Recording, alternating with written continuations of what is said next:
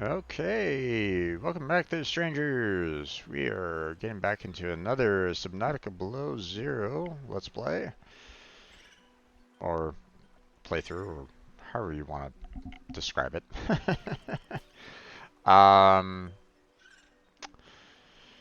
so, last time around, we finally found some magnetite, and we started expanding all of our scanner rooms. Not all, not every single last one of them, but we were expanding quite a few. So that opened up a lot of the visuals that we could find, a lot of the elements, a lot of the possibilities that we could find.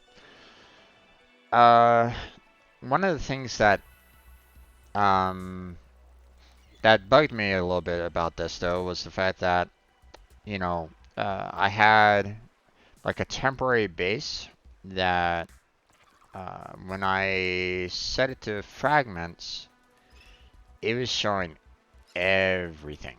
Like all the fragments that you could possibly see around the immediate area, and it was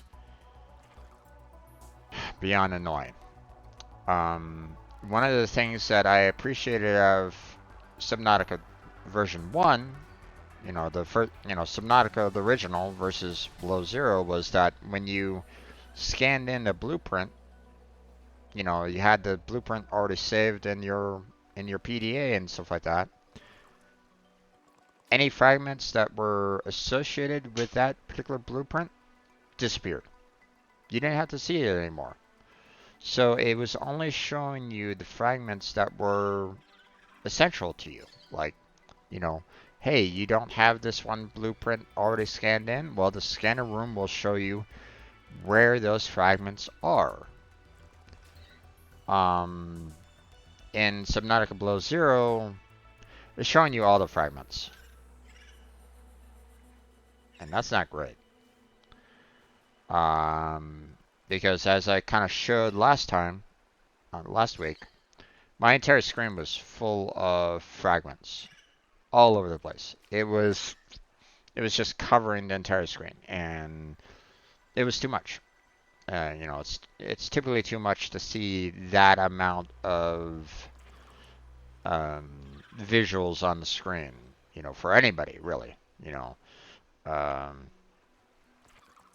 so I can understand. Some people just saying, "Hey, this," you know, I really don't like the HUD chip because of that. I get it. But when it comes to like you really needing it to find like um like resources um um like diamond or the like, okay, diamond, ruby, what have you, it's pretty essential because it's like, it spots that for you and you can go straight for it and grab it. So it's very handy along those lines. Now, I will mention the fact that there were a couple things that, I scanned in that, I didn't have before. And I'll show that to you. Also, I did get a couple new messages as well, and I'll replay those. Um, and I think I got a couple like additional like fish scans in, even though I didn't necessarily want to try for that. Um, but there was definitely at least one new experience that I didn't really experience before, and I apologize for it. The scanner room did pick up some fragments that were very deep, um, and I was able to scan them in. And well, I found something that was very aggressive. So, um, so let me go ahead and get into the game here. I mentioned last time that I gave everybody the option to vote on whether or not you wanted to see me try to scan in all these fragments um, during the stream or off stream, and no one responded. So I just went ahead and said this isn't really that big of a deal. Scan in all these. I'm not getting any like storyline or anything along those lines. So um,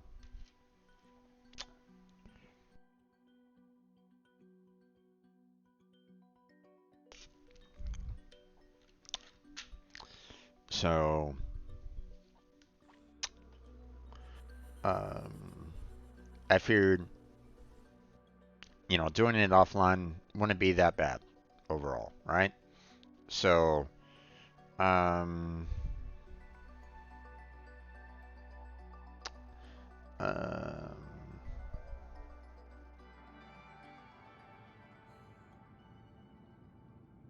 okay, so just to kind of show you, I've been, um, just to kind of letting folks know, this is the scanner room that is, you know, I mentioned the fact that I was gonna do like one of these scanner rooms, you know, this is the resource scanner room that I was kind of talking about before. So, um, my old scanner room is over there at Delta Scanner, and I went ahead and made myself basically a large area of just nothing but, titanium, because um,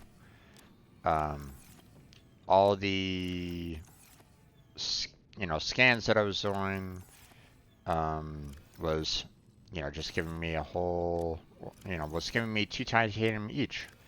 So I wanted to kind of show you how much titanium I actually got. And there you go. So, basically 4, 5, 6, 7, 8, 9, 10, almost 11 lockers of titanium. Now, let me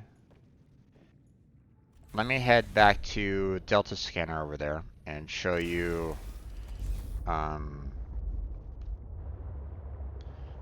you know,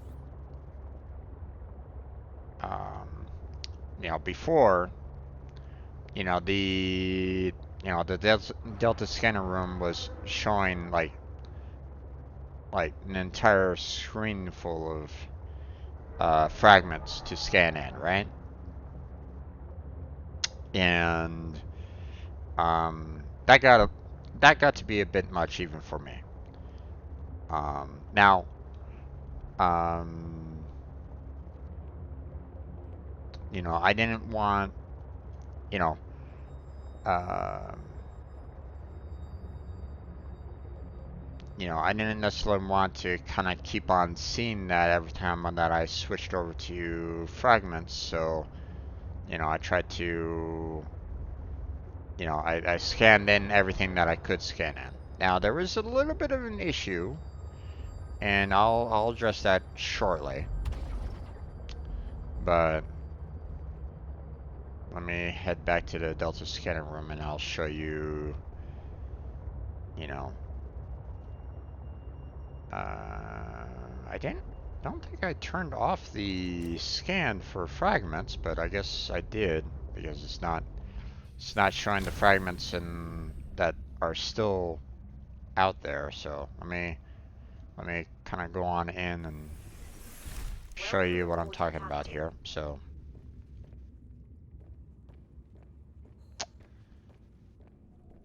So here we are, um, and we had fragments, right? So really the only additional fragments are down, down below, you know, um, notice how like these are like right near the that little mine area, and I'll address that soon. So, but thankfully, it won't like cover the entire screen anymore. But I wanted to kind of show you what that's all about. Okay.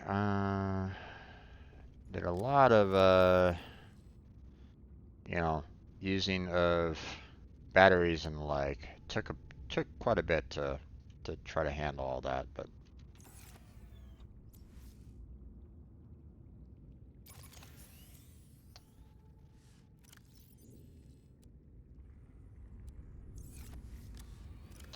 okay. Now, to show you what was kind of covered here, so we have the blueprints, right? So nothing new here, nothing new there, nothing new there, nothing new here, nothing new in here. You know, just want to kind of reiterate that I wasn't necessarily looking for new equipment, but I did find the C-Truck fabricator module and the C-Truck storage module. Okay, those were down below. Okay, those were at down um, further down in the water. You know, uh, where the as in the storyline when you get it basically imprinted with that AI. If you go further down under the water and uh, in the depths, you'll find more of these sea truck modules. And I found all the parts for the fabricator module and the sea truck storage module. So those were found. I don't know how if these are gonna like slow down the sea truck further or whatnot because you're pulling more weight. I don't really know, but we'll have to figure that out a little bit later. But I'm also not. I'm a little concerned about trying to use these without the building for handling sea truck. So I'd like to have some kind of defense for the sea truck so that I can like maybe shock things when they get too close, that kind of thing. So, especially if I'm going like super slow, because even the sea truck has a hard time even trying to avoid the predators that are like nearby this particular base right now. So, um,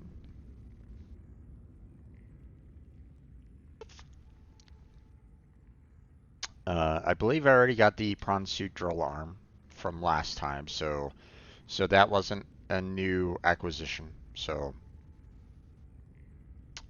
same with the modification station.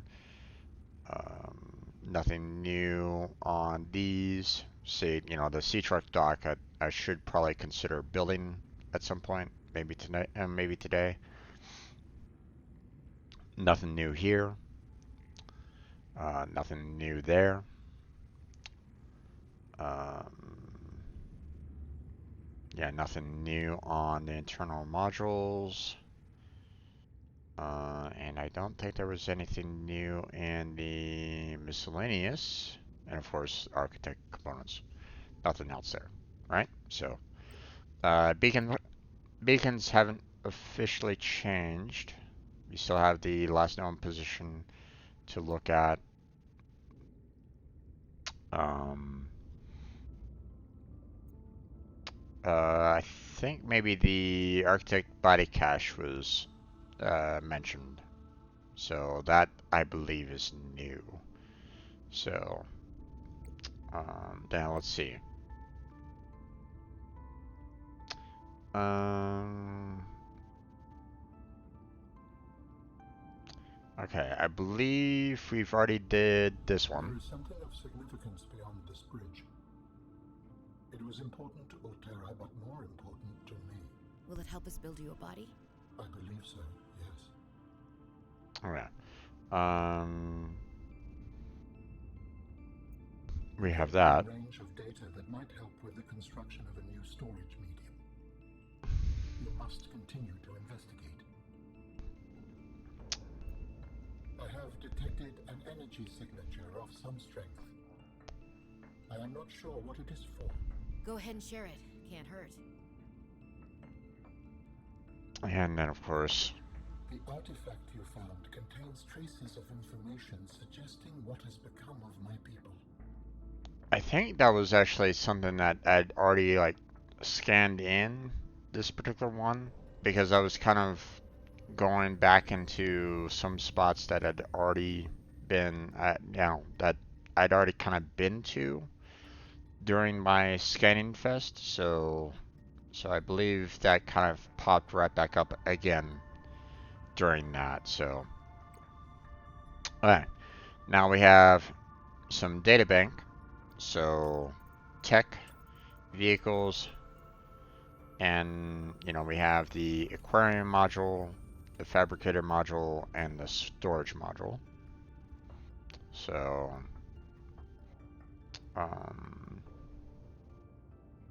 so we got those.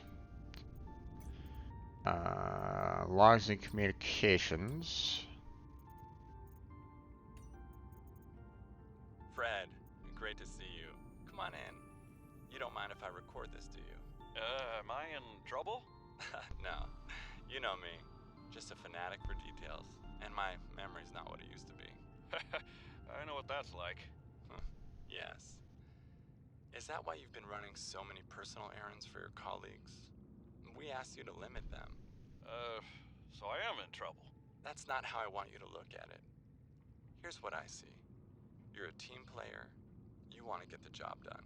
I think I have a pretty good record there. You want people to like you. Has anyone complained? Fred, the trouble is, not everyone is as reliable as you are.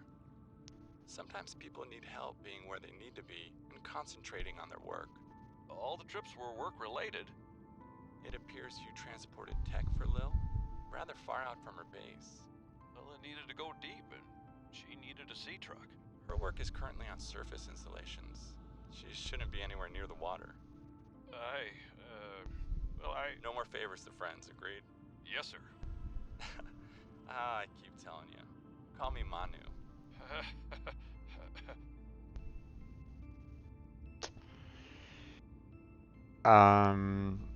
I think, if I'm not mistaken, I found this nearby,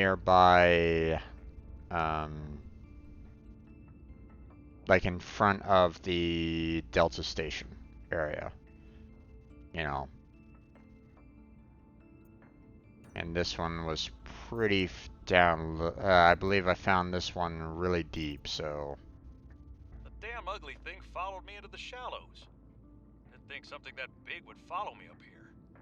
Had to jettison the sea truck. Again. I guess I could try to go back for the parts when it leaves. If it leaves. I really don't want to sit in another meeting with Emmanuel. Manu, as he likes to be called. I just want to drive around and deliver cargo in peace. Okay. So there's that. These logs are, I mean, I appreciate the fact that, you have a lot of personal logs and stuff like that, but I really wish that they could organize them a little bit more.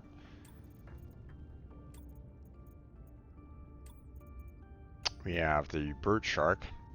Scan that guy in finally.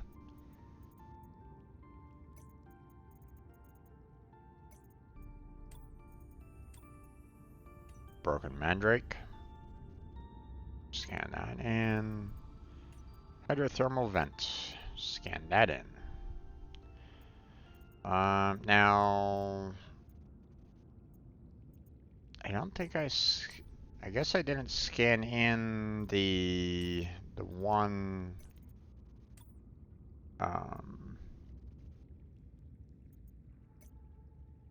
the one thing that was kind of attacking me, so I should probably go and show that to you all, so you get to understand what I was kind of dealing with a little bit.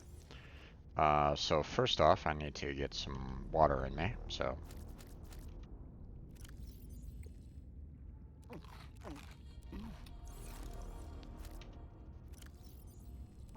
There we go. Alright, so first things first. You know, I want to show the first, you know, the spot where I was finding the, that I found, you know, probably that, you know, log about jettisoning the sea truck or disciplinary action or whatnot. Because I found it over in this general direction.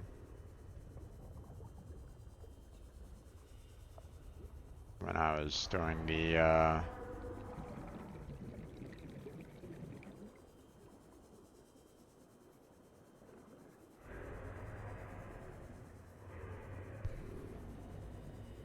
when I was doing my little, you know, scanning for everything.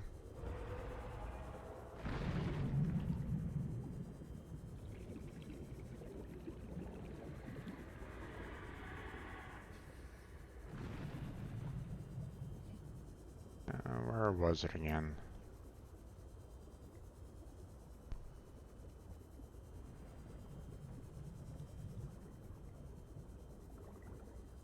It was like further down.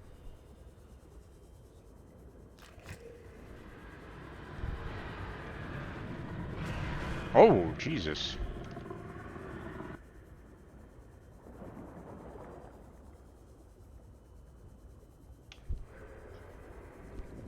Okay.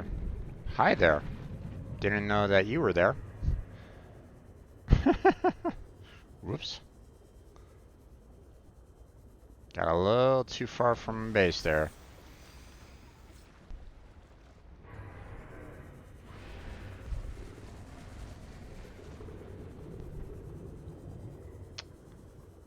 Oh, where was it again? It was like in, you know, in this kind of area, but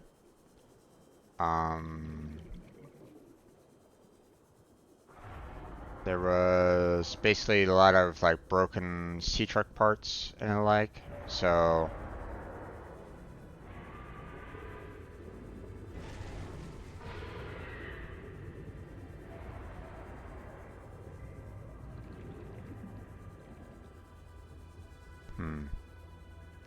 maybe it was back over here. I wasn't dealing with nearly as many of those guys as I, you know, and that I'm dealing with right now. But it was like in this area for the most part. But yeah. Oh well. So yeah, that was you know, obviously I can't necessarily show the exact location. I can't really remember exactly where it was anymore, but that's one thing that I was kind of dealing with, or that I dealt with. Welcome aboard, Captain. The other thing that I wanted to show was the plants that grab you, and those guys are really irritating. Because they had a long reach to them.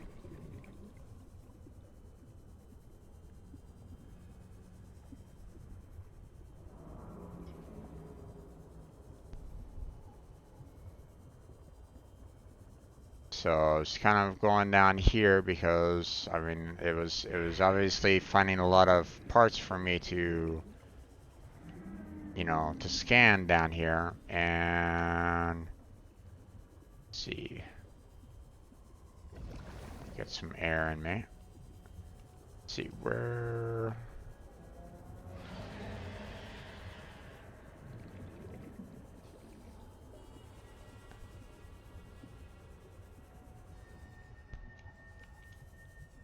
Okay, first off, let me get my knife out just in case. Because I had some issues with them kind of grabbing me from out of nowhere. Like I said, they had a pretty long reach and... Ah, there they are. See that right there? They would kind of reach out and grab me, and it's like... Ow, ow, ow, ow, ow, ow, ow, ow. Damn, that hurt.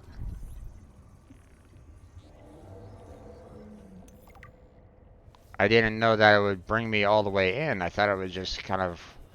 Oof, that hurt a lot.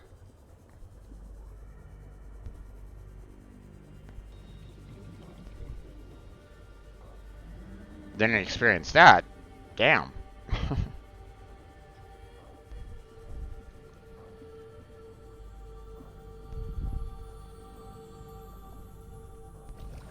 Alright. Let's get back up to base. Get myself healed back up again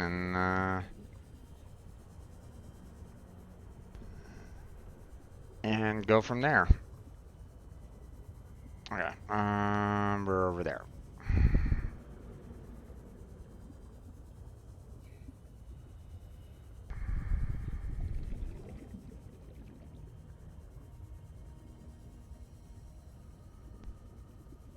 Yeah, so I was kind of dealing with those, but you know, I didn't realize that you could get dragged all the way into it. God damn, that hurt a lot.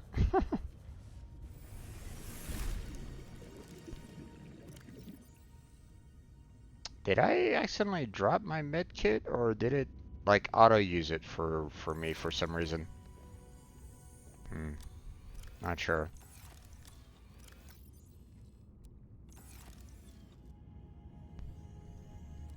There we go.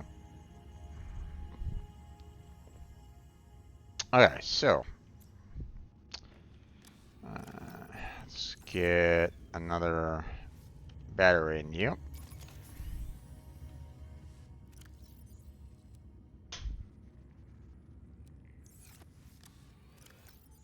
Alright, now, as you can see, you know, the fragment's been active all this, you know, the scanner's been active all this time, and, you know, I did a lot of cleaning, as you can tell. Now, here's the thing. See these fragments that are down here?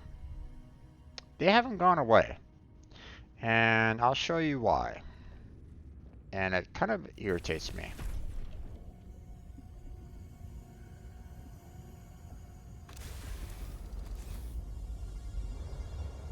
So, we're going to the little mining section.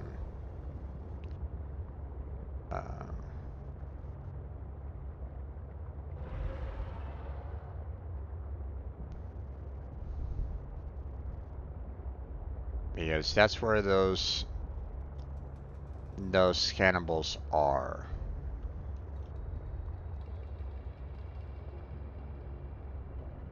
I should definitely use the scannables in quotes though, and I'll show you why.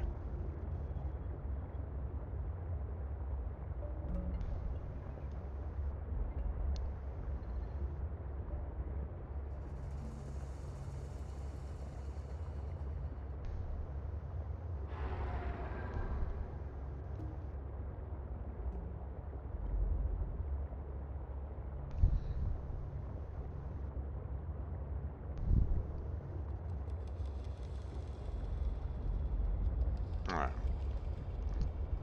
There we go.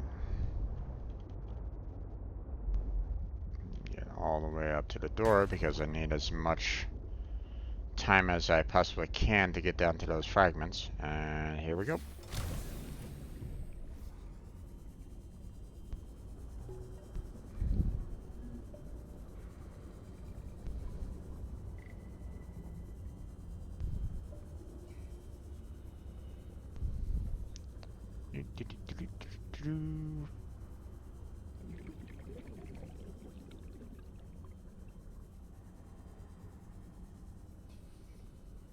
So these fragments are the prawn suit fragments. But here's the thing. They're not letting me scan them.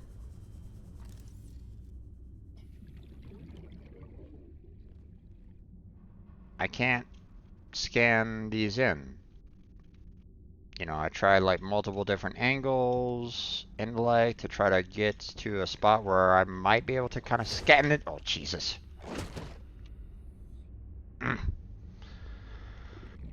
But, you know, nothing. And it's like, you know, can can you allow for me to scan this in because it's not letting me.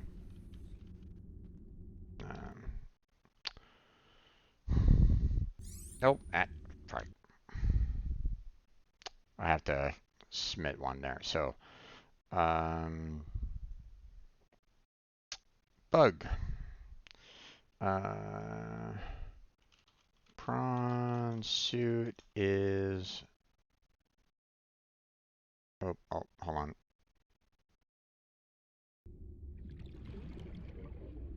There we go.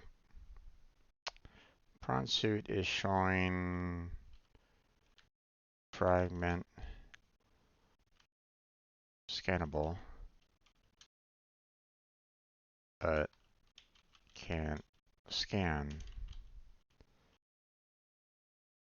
Prawn suit is already in PDA,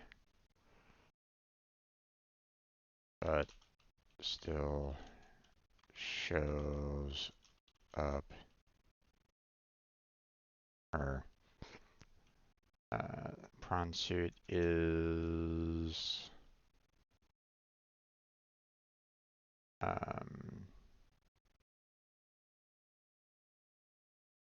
let's see, all parts already scanned, but fragment is still showing.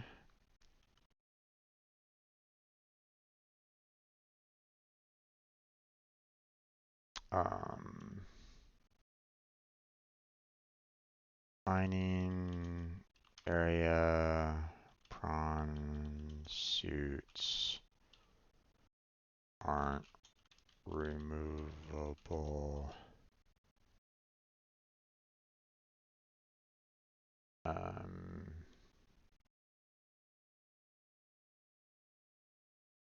Yeah, scanner. Please fix both bugs.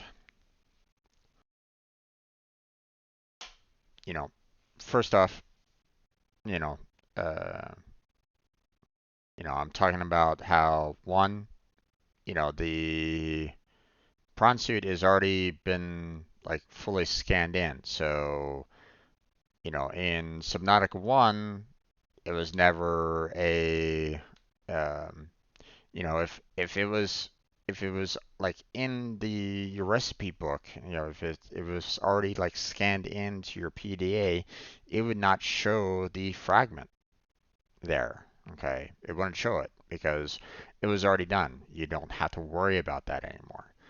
Okay. Um, Second issue, second bug that I'm trying to point out here is the fact that um, I can't scan this in. Okay. It's not giving me like the scanner icon or anything along those lines. I cannot scan these parts in at all in this mining area. So that's the second bug. That's the second problem on this. So I'm trying to combine both of them into one particular feedback. So there we go. All right. So I can't do anything more with those down there. So, oh wait.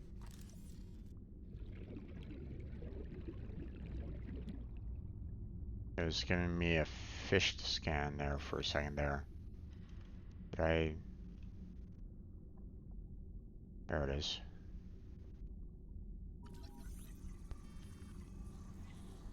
There we go. Triops.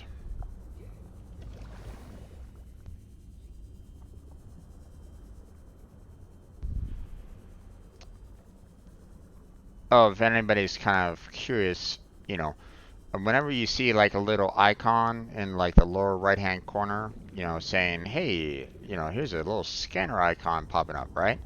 It's basically saying, hey, you haven't scanned it. Now, if I've like already scanned in a particular fish or something like that, it won't show that scanner icon because I've already scanned it in. You know, there's no need for me to rescan it in if I've already done it. So.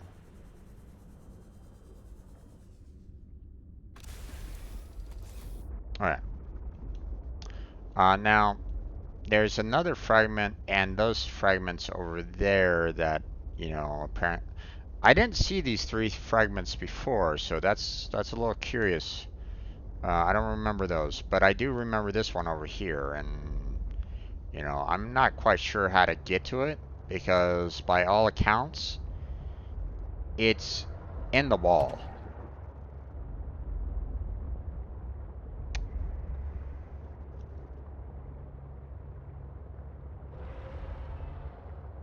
So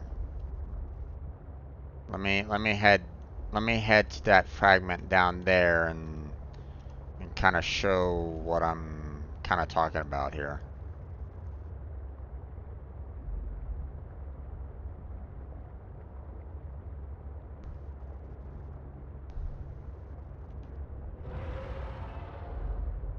See, this thing can't really outrun those guys there. So that's why I'm like, yeah, not much I can really do about that. So this fragment here seems like it's like right here in the wall, but I can't seem to get to it. There's no like side tunnel or anything along those lines to get to that particular fragment right there. At least I'm not seeing anything that could lead down there.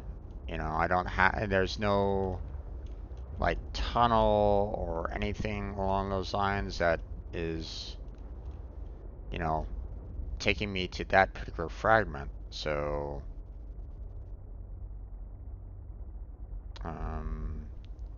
problem is that I don't necessarily want, you know, if I send this in um, to Subnautica, you know, how are they supposed to know what the heck I'm kind of talking about? So, um,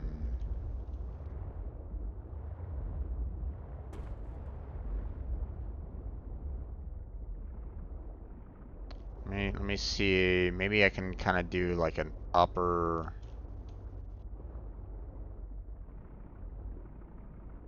kind of view on that, so it kind of gives them a rough idea.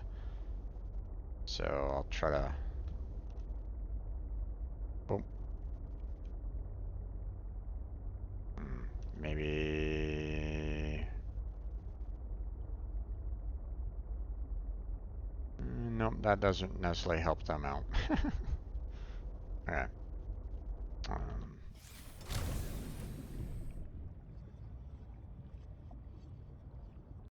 there we go.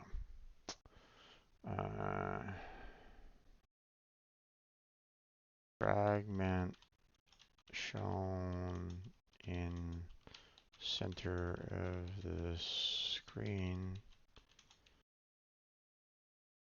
appears as though there are no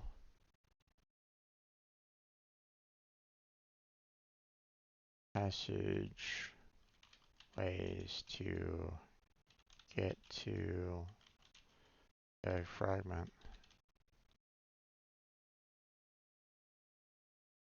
Looked around the area, but could not find anything. Um,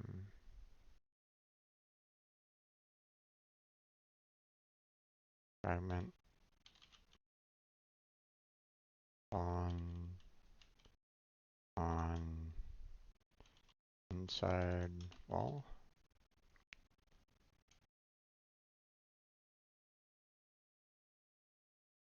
On interior, or let's see, uh,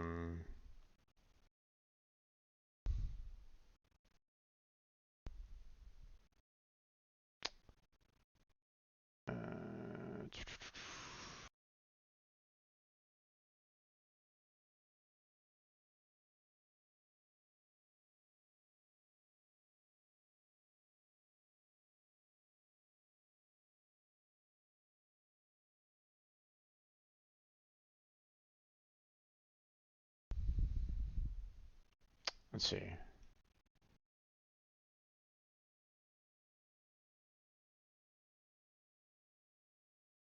Enter room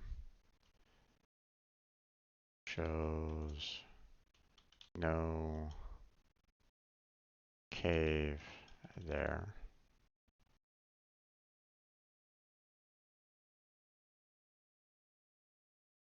Let's see.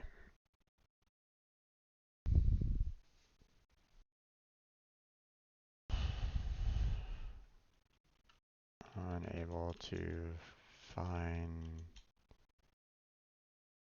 if there is a hidden passage.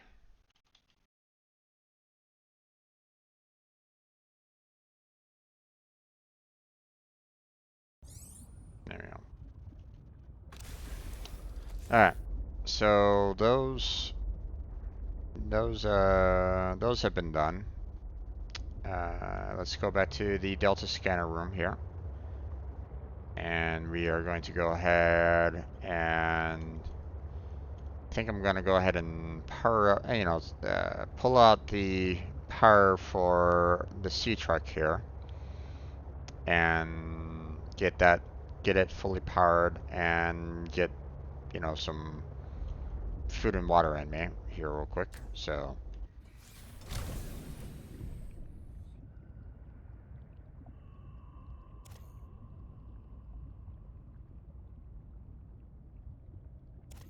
here we go.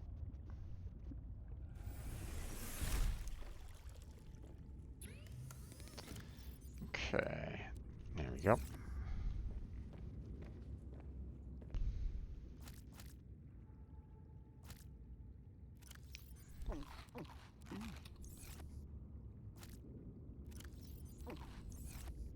There we go. Okay, so I think we are at a spot where I'm ready to kind of continue with where kind of left off for the most part. Grab that beacon, grab large filtered water.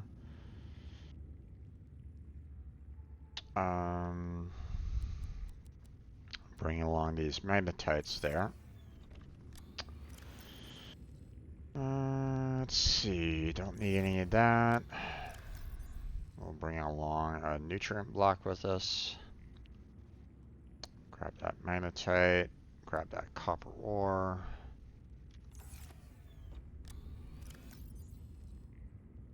Let's see. Yeah, I think that's about it on that.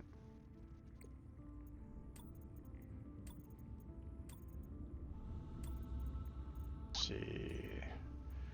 Triops. Edible. Okay.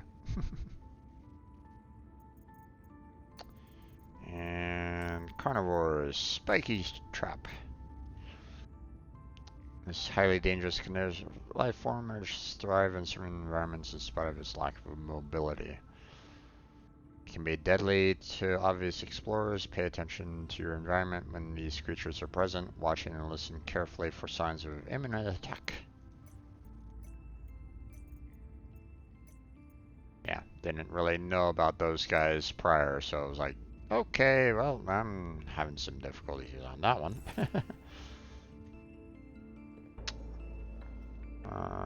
Okay, so those are powering up right at this moment in time. What I think I'm gonna do for the time being is I want to get some more copper. So I think I'm gonna stop the scan here real quick, and I want to do more of a. I mean, I don't know I don't think a copper ore scan is gonna really give me everything that I need to grab here. So it might show me like large deposits, which I mean isn't necessarily gonna help me out per se. So let's find out.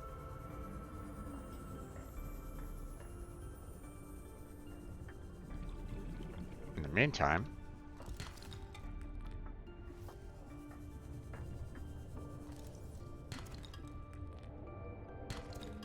alright, damn.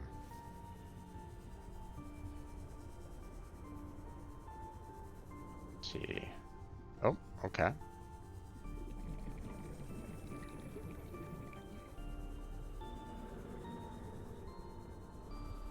Aha! It was a vein. Awesome. That's handy.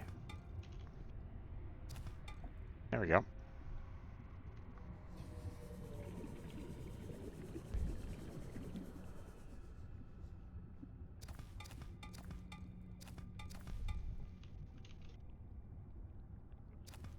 There we go.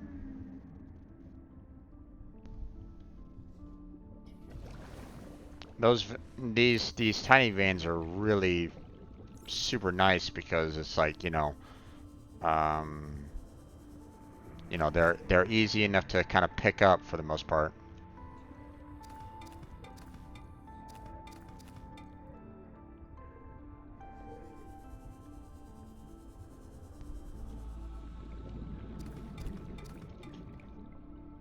Inventory full, okay.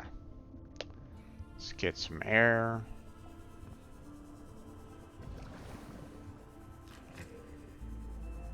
I forget that was kind of a thing where you can, um, oh, okay, wait a minute. I am kind of lost right at the moment. I need to get myself out of here again.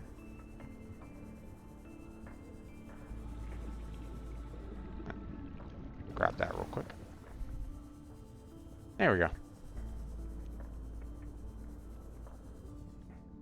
Now we want to go in that general direction.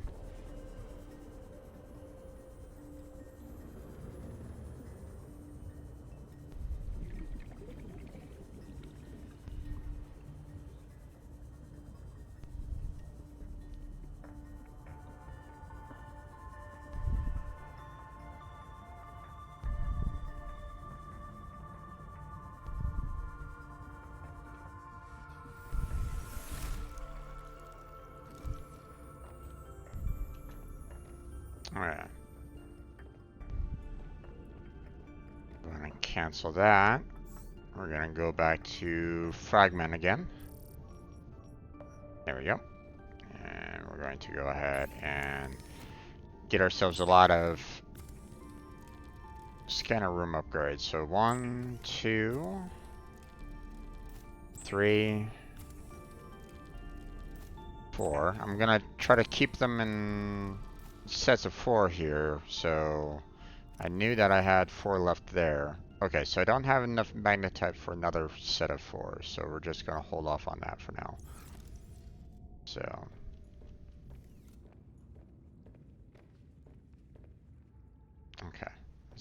How are we on powering you up? 100%, 100%. Awesome.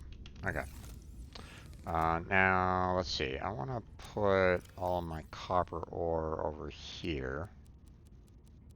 Kind of keep them in their own separate storage locker. We'll put the titanium there, and we'll put the magnetite there. So...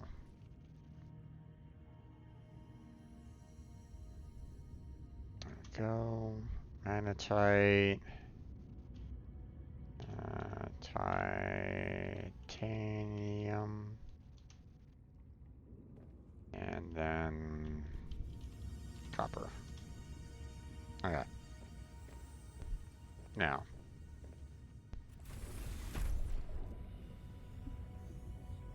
Power source. And power source. There we go. Okay, so we're gonna go in over there to see about those fragments over yonder because I didn't see those last time. Those didn't seem like they were like within range. Or at least, you know, they didn't appear to me before, so it's a little odd that um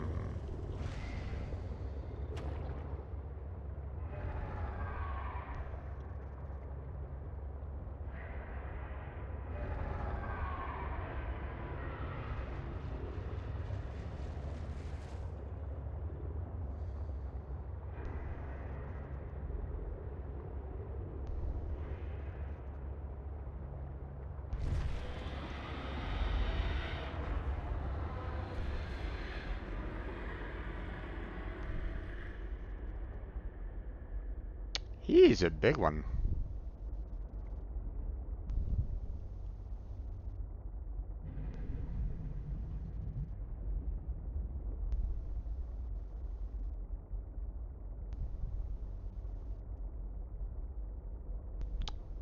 And he could probably hurt me quite a bit too, so I'm a little worried about that.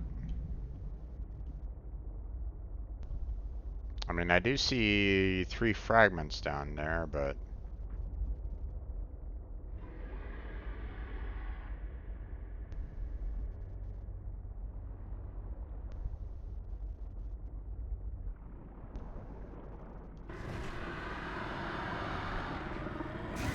oh, no, oh. Okay. Yep, okay. Yep, that was, I was afraid that was gonna happen.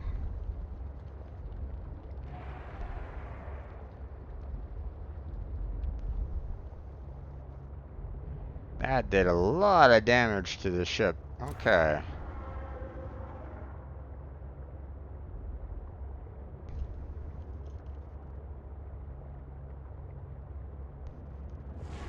See, the sea truck really doesn't have a whole lot of maneuverability. I would love to have a sea moth because that is a lot more maneuverable than these sea trucks. A lot faster and a lot more maneuverable. These sea trucks are pretty much crap in terms of speed, at least from what I've experienced so far. So, okay, and also that particular spot is, it could be very dangerous for me as well. You know, um, I mean, that just did, you know, what, 30 points of damage to the sea truck? You know, that particular creature probably could kill me. So, that's a bit worrisome overall along those lines. So,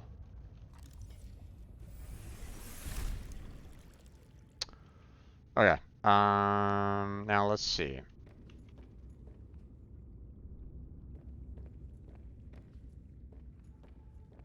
we are going to go ahead and shut down our fragment scan there. Because I saw something interesting here. Data box.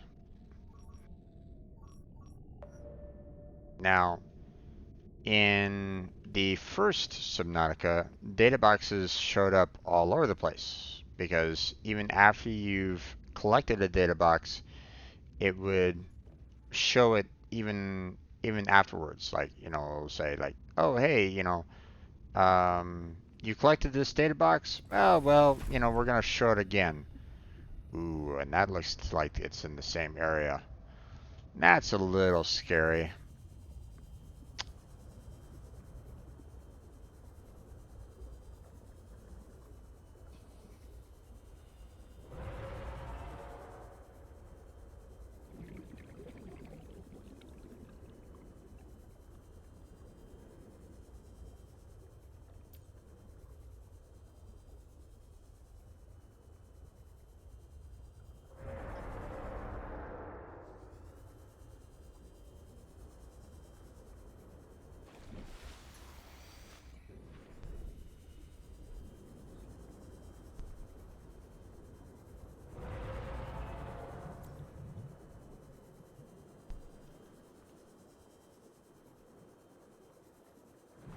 Is this in the same area?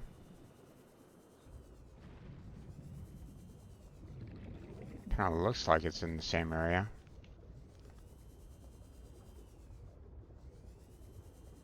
Yep, it's definitely in the same area. Okay, we're gonna hold off on that for now.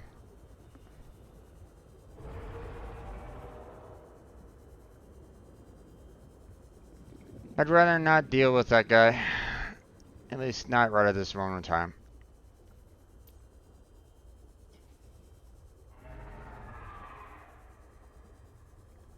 He's hovering over that area a little too much, and that means trying to get to those particular parts in that data box is going to be extremely difficult. So I'd rather handle that in a fashion where, you know, I'm able to, you know, I'm able to kind of put up some kind of defense. So, you know, right now, you know, I don't really have that, so, or at least, you know, I don't have like the best equipment. You know, I don't have a prawn suit or anything along those lines, so, you know, trying to get that data box and the other fragments is risky, so let's not worry about that for right now. So let's see, is there anything else here? I mean, ion cubes is obviously a good indicator that there's something else around. We have pangolin research, which,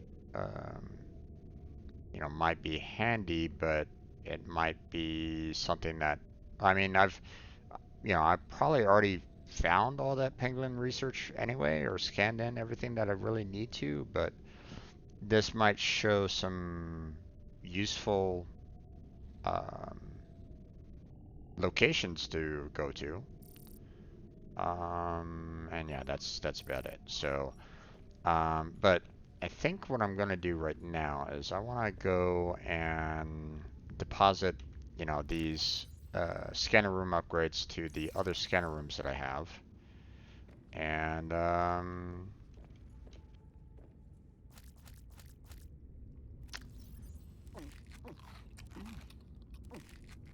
then you know, get some more magnetite so that I can finish, you know, getting things taken care of. Okay, so we already took care of this one scanner room's distance. So let's go to this in the alien scanner over here, because I don't think I've set it up with its long range yet.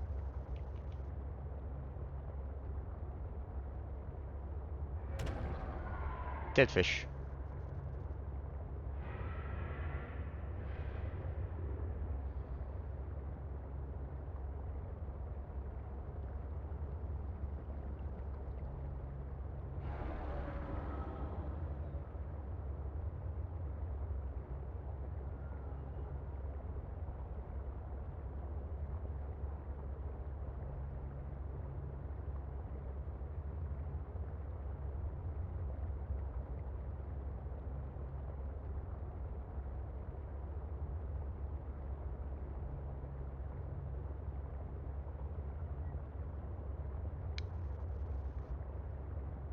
Okay. There we go.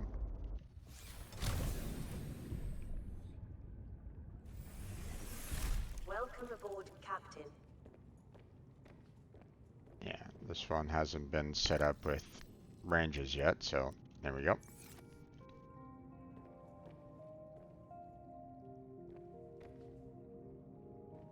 So we have a lot of landmass over here, but you know, there might be parts that it's like, you know, I will never really reach. It might be, you know, beyond what I can get to, but you know, a lot of like shallows area for the most part around here, so I'm probably not going to be seeing all that much in terms of like useful artifacts. Although there are some caverns like right below me, but I've pretty much already kind of explored them so far, so this one might not give me everything that I really need. Not gonna bother with fragment. But data box is interesting.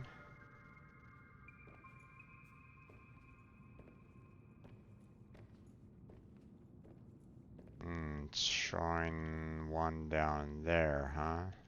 Okay.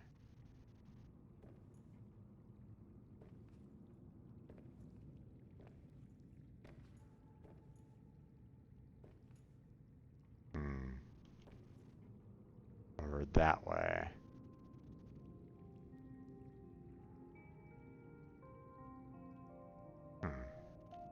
Okay, well, let's go check it out.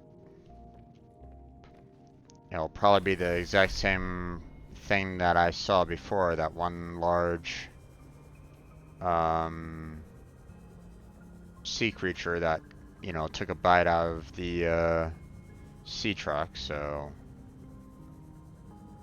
or at least I suspect that it's the same one. Because the distance is about, you know, is about right, so.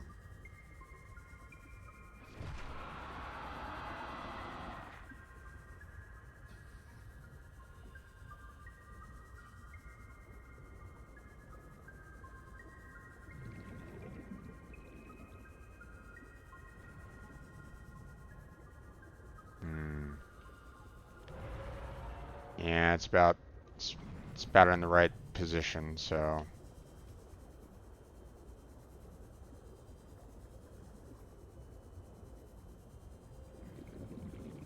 I'd probably want to do like more of a I'd probably want to do more of like a you know, prawn suit on when I try to go down there, so.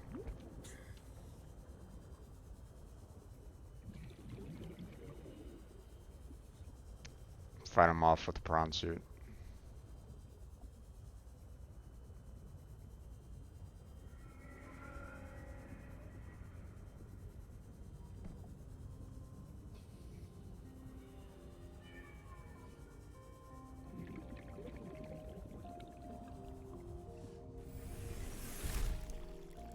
Okay, gonna turn off the scanner room because obviously, you know, that's gonna use a lot of energy if I leave it on, so.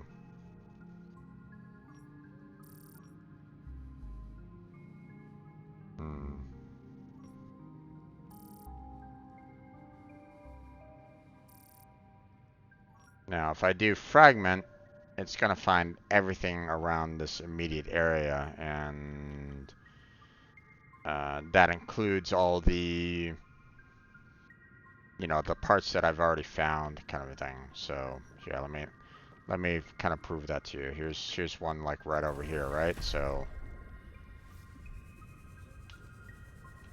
there's anything closer for the time being.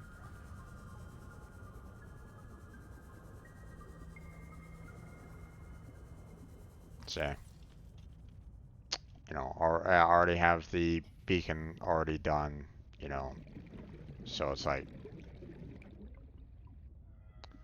so it's kind of a pointless, you know, fragments have basically become a pointless scanning tool. Which is unfortunate because it was very handy in trying to determine, where any new tech was available. So that's kind of unfortunate that they had that being so messed up right at this moment in time. So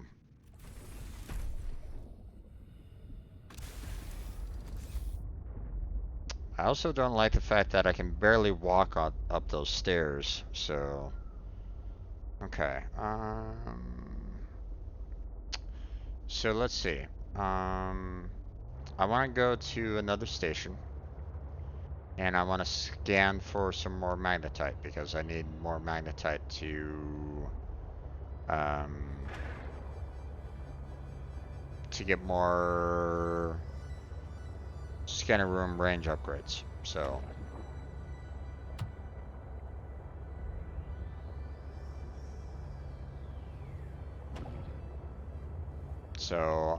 I mean, I know that I have another station already done with scanner room upgrades. I had the Delta scanner done. I have the alien scanner done. I think I have the resource scanner with enough range as well.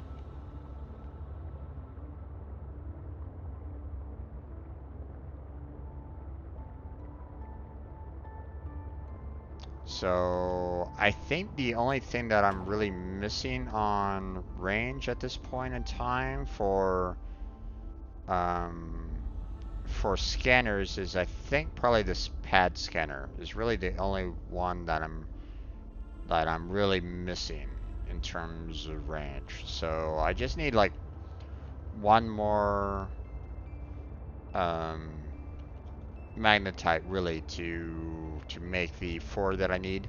Seeing that I have 3 magnetite already. Yeah.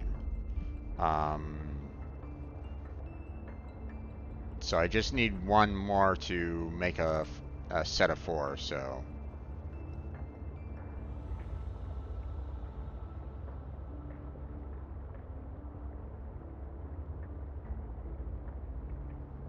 And I'm not quite sure where else to kind of go, you know, as well from what I've already kind of built. So I need to find a good spot for where I want to build a, full station, you know.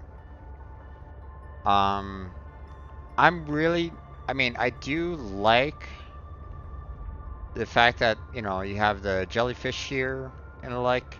They're not hostile, which is awesome. Um, so that makes this particular location really relaxed. Welcome aboard, Captain. But I mean, they might also kind of get in the way of building a structure. So you already have the range upgrades in there. So, um,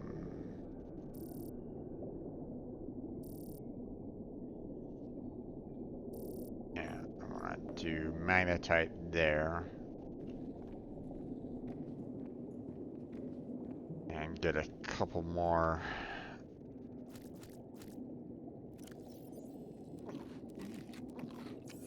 magnetite from above. Although at the same time, um,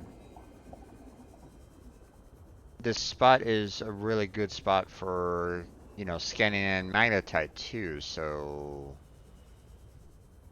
I don't know. I mean, um, I'm gonna have to kind of maybe see whether or not I really want to deal with. Um, I want to see if this particular location might be good for like other resources as well. So, yeah, I'm scanning in a lot of magnetite, and that's helpful for what I need to do. especially early, you know, what I'm trying to do is trying to determine a good, like, starting base. You know, so, like, if I ever play this again, which I probably will, I'll know where to kind of start up at. So,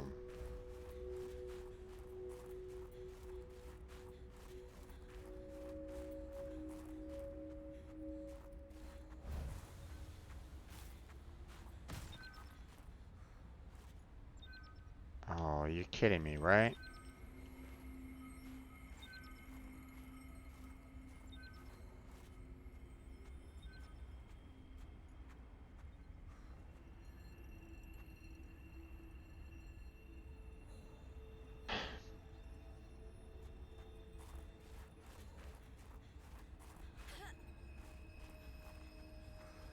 Can a penguin grab resources for you?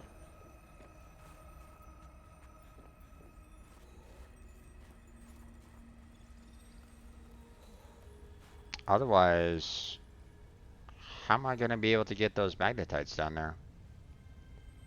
Alright, let me see if there's anything more in here. Kind of seems like there is, but you know. Oh yeah, okay. It's showing a vein right there. Awesome. Okay.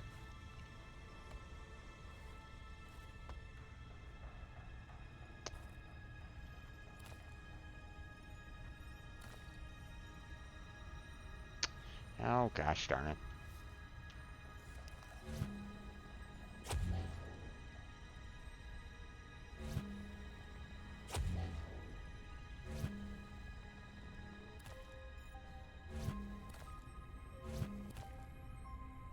Although I do have, you know, my grabby gun here, so I could probably grab those two just with it. Now that I think about it.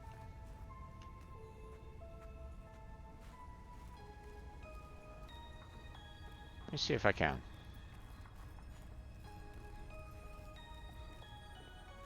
It might like be in a spot where it's a little difficult to kind of reach overall though.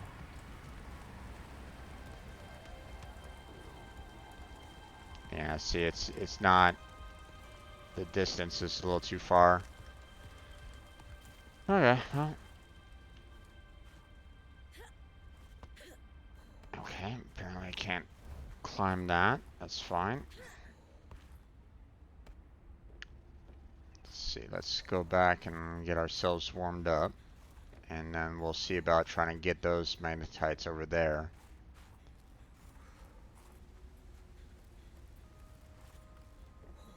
There we go.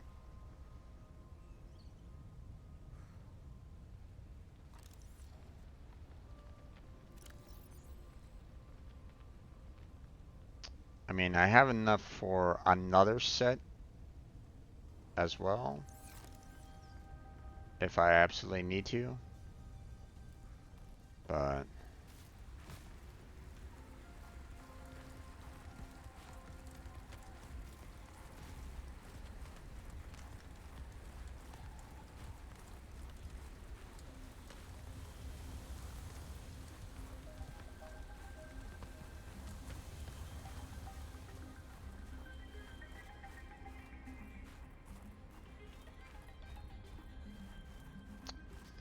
I want to come and get some of the peppers here, just as a precautionary, to give myself some warmth. Seeing that I don't have a protective suit yet, but if I head in this general direction, then I want to make sure that I have, you know, something to kind of keep me warm.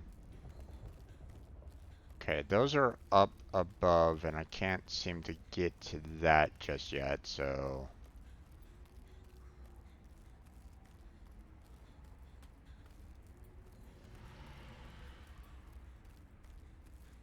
I don't like the idea of...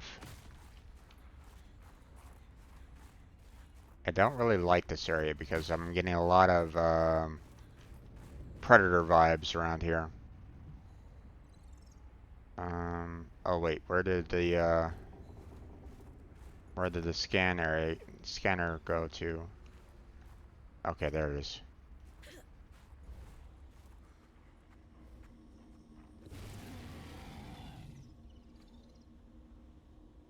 See, I'm hearing all those, you know, sounds of like, you know, hey, there's a beast around here, and it's like, I'm probably in a very dangerous spot at this time, and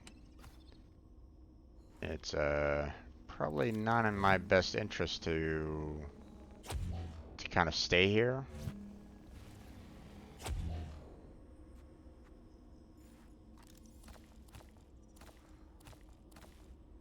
Okay.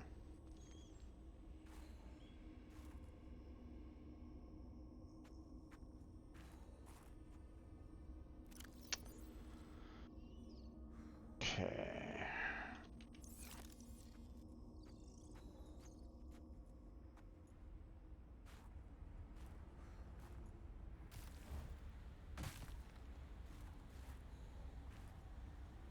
Oh, hi there. You're probably the predator that I was kind of fearing there. So,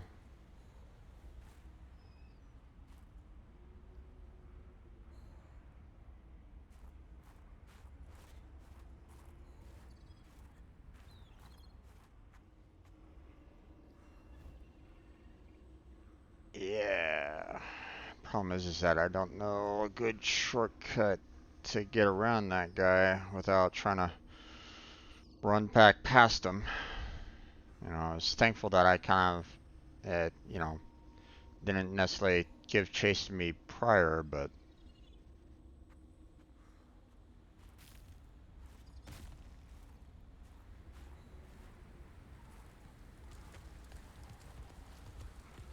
oh, hi there.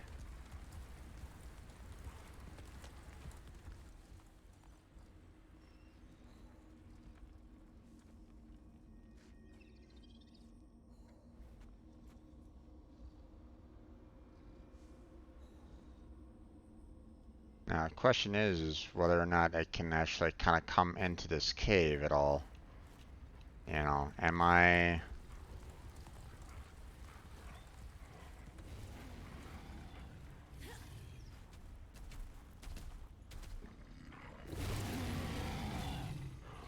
Snowstalker. Okay. Snowstalker is a bear-like evolutionary offshoot of the aquatic stalker narrative to the warmer aquatic biomes. Snowstalkers are typical apex predators in their biomes. They operate in packs and are primary land-based creatures, but will enter the water to hunt and defend territory. Thick, hollow fur that secretes a thin layer of oil helps keep the snowstalker warm in the Arctic climate. Modified dorsal fin aid in aquatic hunting. Avoid. If entering snowstalker territory is necessary, sources of bright light and unpredictable noises have been shown to deter attacks. Uh-huh. Okay, so that's one of the reasons for the um,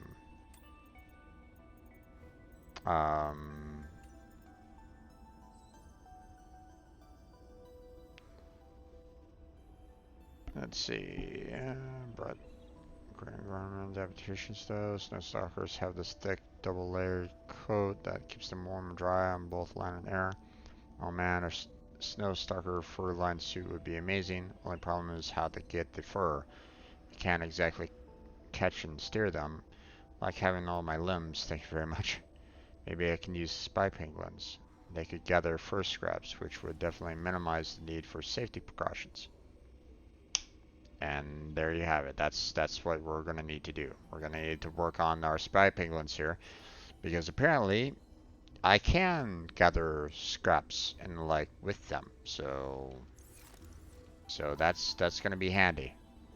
I don't have any flares on me because I don't really deal with them.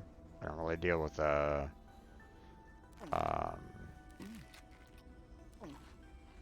flares. But I mean, one could have been handy at this point.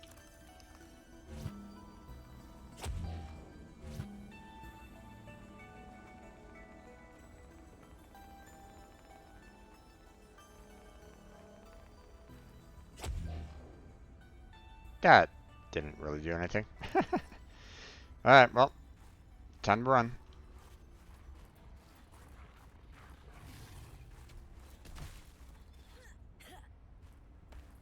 Come on, run. Oh, shit.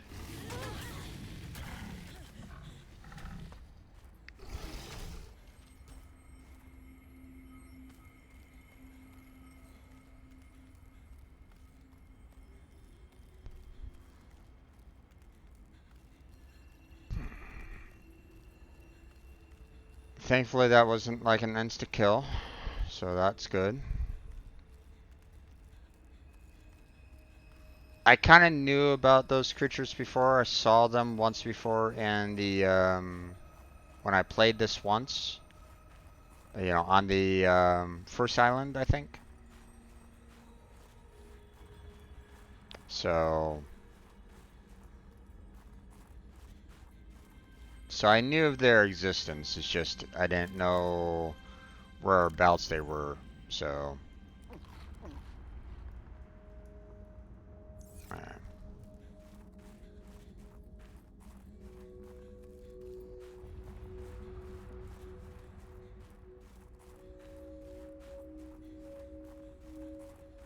Okay. So now that we've kind of established some helpful tips in this particular case, now I want to try to more kind of focus on building up a base and building up some tools. So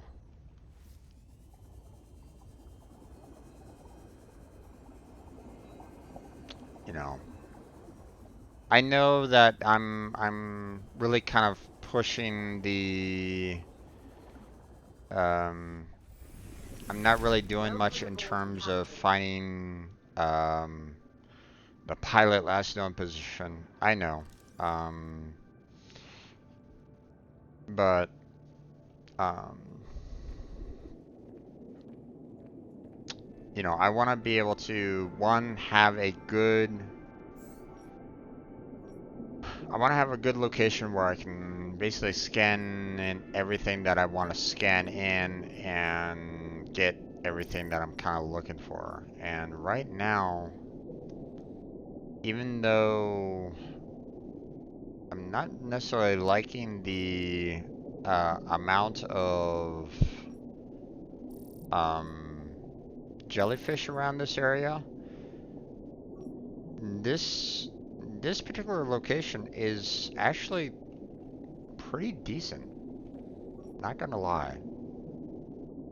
Because, you know, I'm seeing quartz, I'm seeing silver, table coral, titanium. You know, it had all the, it had all the magnetite that I was kind of looking for. You know, lithium, limestone chunks.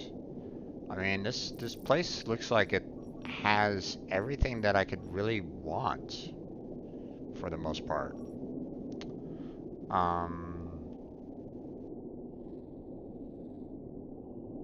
And it's close enough to that I could probably build up to the surface and maybe build something there. Although I'm not quite sure how'd I be able to kind of handle that per se, because they haven't really given me any possibility. They haven't really given me much in terms of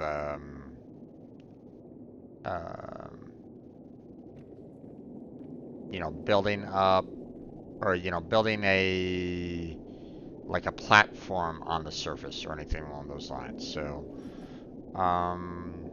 Now, the one thing that I'd like to do is there a heat source around here? There is not. Okay, that's the one thing that, I would love to have in this particular case, but I don't. Because I know that if I build this up to a, if I build this into something that, um, can be, used for like the sea trucks and prawn suit and all that kind of jazz, then I would love to have more of a heat a heat source around here so that I can try to get um, more energy that way, but they're not it's not showing me one on here. That's unfortunate.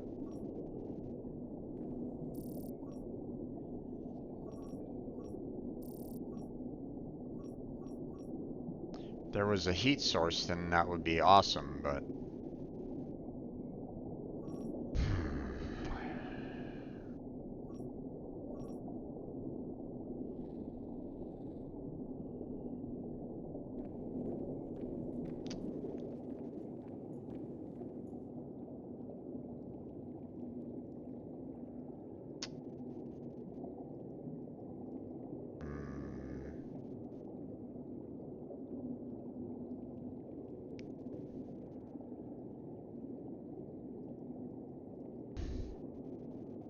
so, this is good for just overall, like, finding resources. The energy consumption isn't really going to be that useful for me in terms of just trying to keep everything running. So,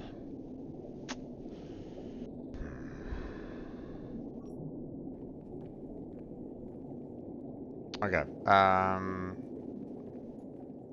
Let's see. Let's head back to the Delta scanner.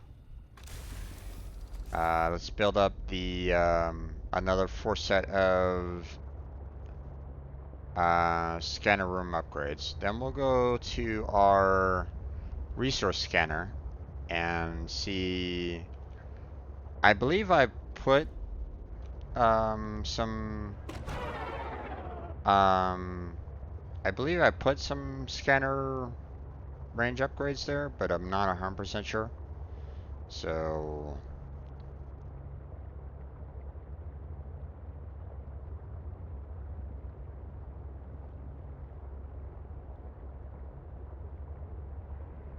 also, another thing that I wanted to kind of show off, because I don't know if I showed this, the last time that I streamed, was the camera one and what I was looking at.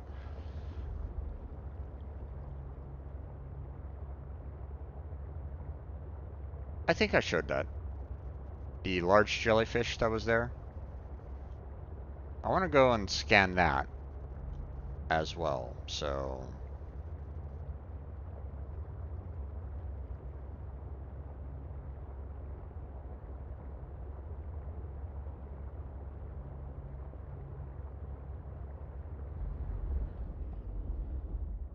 Okay.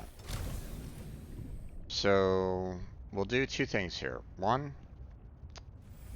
I'm gonna go ahead and grab all my spare magnetite. I'm gonna grab all of my. We're gonna grab 8 copper. Let's go ahead and. Oop, gonna go ahead and consume these. There we go. And I'm going to make 8 scanner room range upgrades.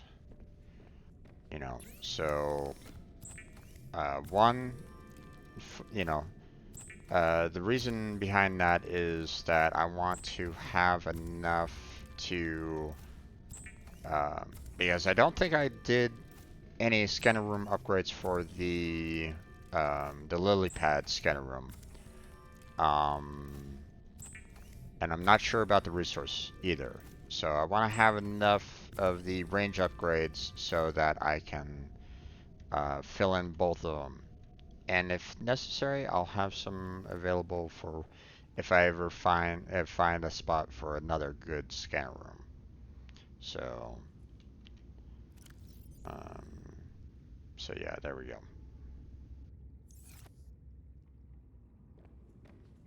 Okay, let's see what else. Let's go ahead and put the spare magnetite back in. There we go. We found some more fiber mesh, so we'll take care of that. Let's see, we got some water. We'll put one of the nutritional blocks back in there. Let's grab a first aid kit just in case. And we'll go ahead and put the water purification tablet in there. Don't really need it right at this point. So, okay. Let's go ahead and get a couple of batteries here so that we can replace the batteries for both of these. There we go.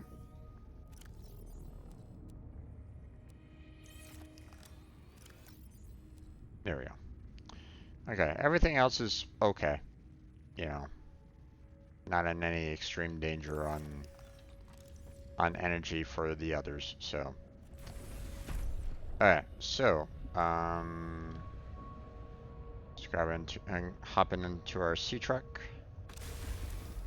And first place that I want to go to is the pad scanner.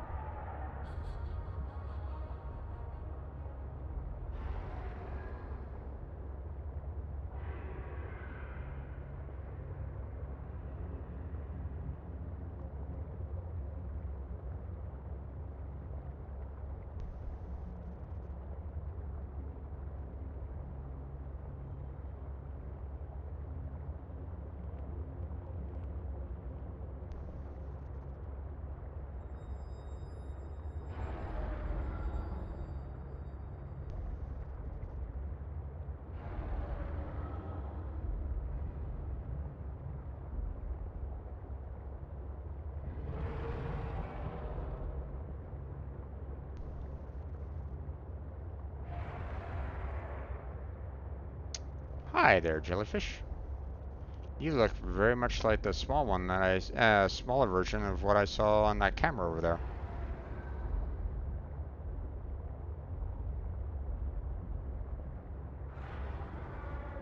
Oh wait, I was holding the spacebar, which was kind of pushing the ship upwards.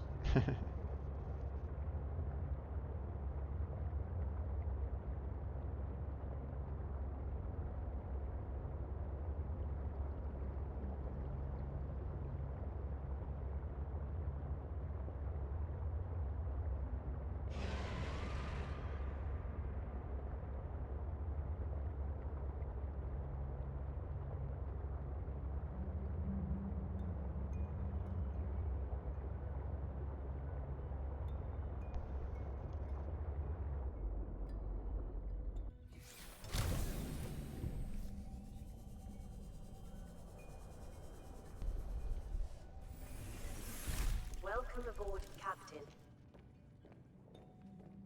Yeah, see this this location is not does not have any strong energy nearby. The my solar panels is barely holding this place together. So ideally, I'd probably want to have something like a heat source nearby, but I'm not seeing one here. At least not on the listing here. Yeah, so ideally, I'd probably need to use more of a um,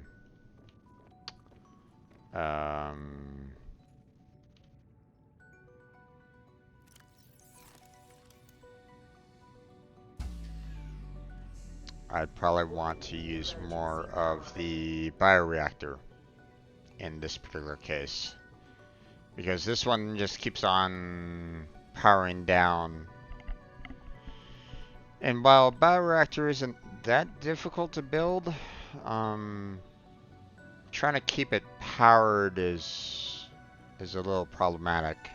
Especially seeing that, again, the solar panels don't really, isn't really powering this one up very well. It's most likely too deep, so I'd have to find like a really good source of you know, building a or you know, something that I can use to power up the bioreactor there without too much difficulties. But okay, next spot to go to is the resource scanner room, so let's go. Now I could maybe take a trip out to where that camera is and scan in the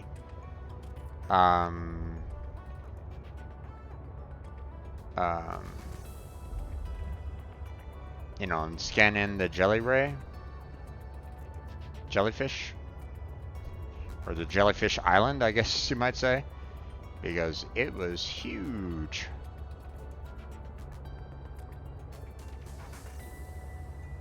But it's also very, there was also a high concentration of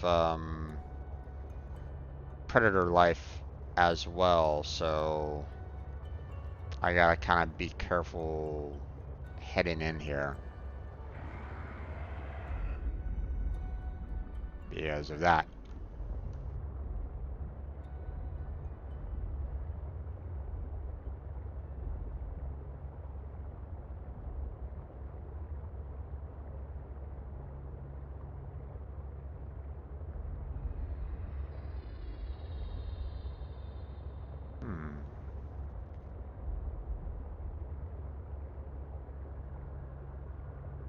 The nearby spires are substantial thermal vent structures, hospitable to coral formation.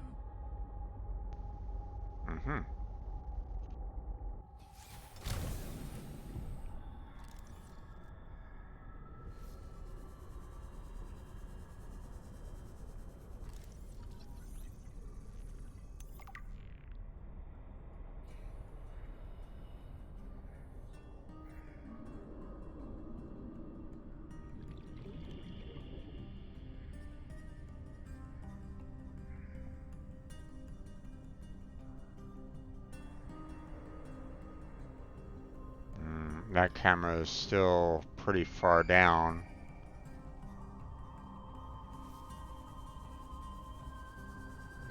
I thought the jellyfish was so large that it was, you know, that it kind of reached up to the sky, but I guess not. Or at least, or maybe I moved it back a little bit because it was kind of getting out of range. Not sure, but you know what? Let's go to our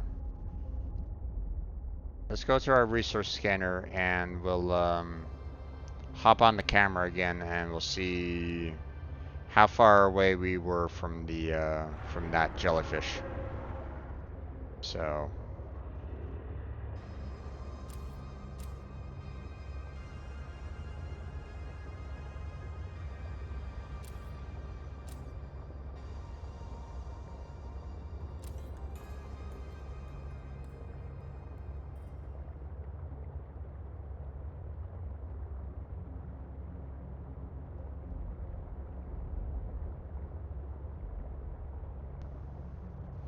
as you can see, you know, this is where I was kind of throwing in a lot of the titanium and the like. So, you know, I had a lot of, you know, I just kind of built up a stack of multi-purpose rooms. So, Welcome aboard, Captain. Now this might be kind of a useful area for like a permanent base. Because I mean, with all the thermal vents around, we have, you know, potential for a lot of heat. The only problem that I have with this, oh wait, we are detecting some magnetite. Interesting.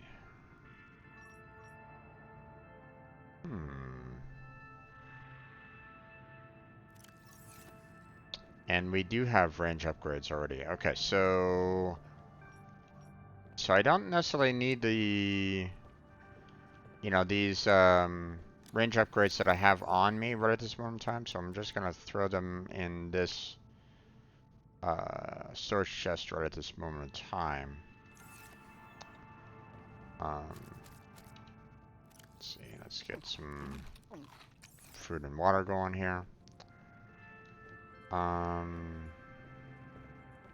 I'm kind of curious about is how close is there a thermal vent nearby?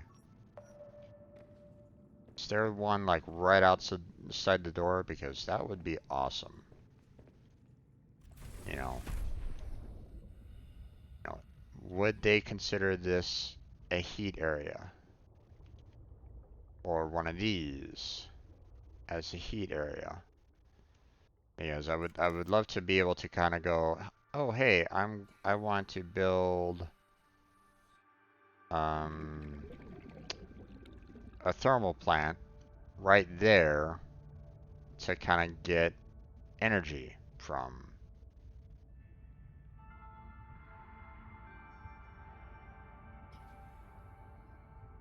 Although it doesn't seem like I can actually build it on this kind of structure right at the moment, other than right up there. But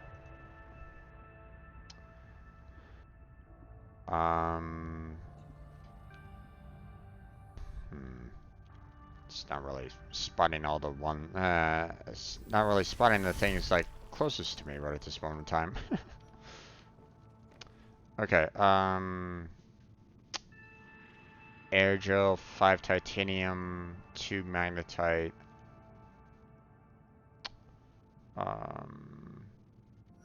This might actually be a really good spot, to be honest. It's fairly close to all the, you know, it's you know, potentially in a really deep area. You know, there's heat areas around it, you know, around here. There's apparently magnetite that I can find. So so yeah. Let me see about trying to get, you know, I don't have any like magnetite or, you know, anything to kind of get aerogel here. So let me take the sea truck, go back to the Delta scanner over there, and get parts together for, you know, I'm really thinking I should probably build this up into a full-on base. You know, get some moon pools going here and like. So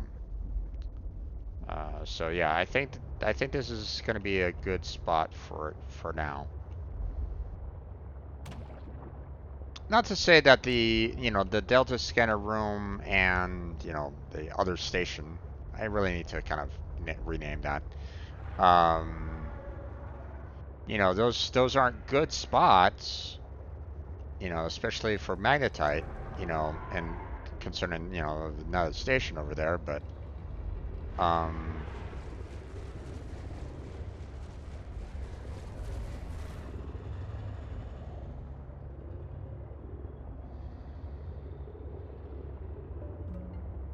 I need someplace that, you know, can be a long-term solution, at least up here on the surface.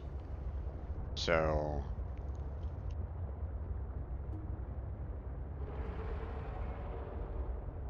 Now, if it's anything like the original Subnautica, then we're going to be going deep. You know. So... And even though the sea truck hasn't really been that useful deep so far, you know, I haven't given the depth upgrades to it yet, so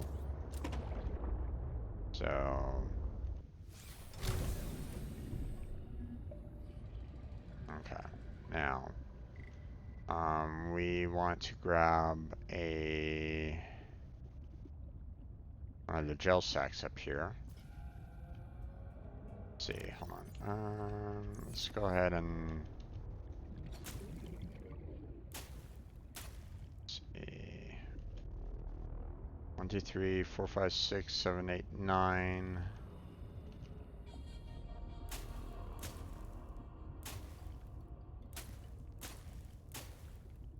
Okay.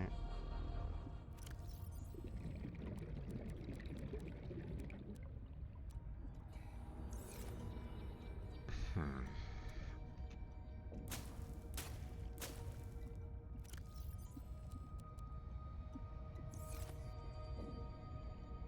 Pick up that one, and we'll do 1, 2, 3. There we go.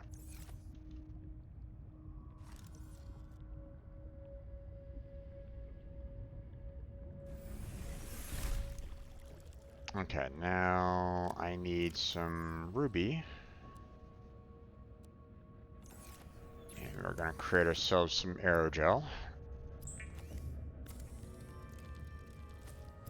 Gonna create another one because if I'm not mistaken, if I remember correctly, then I'm gonna need some aerogel for the prawn suit. So, if I remember correctly, and I do want to build the prawn suit as well. So, uh,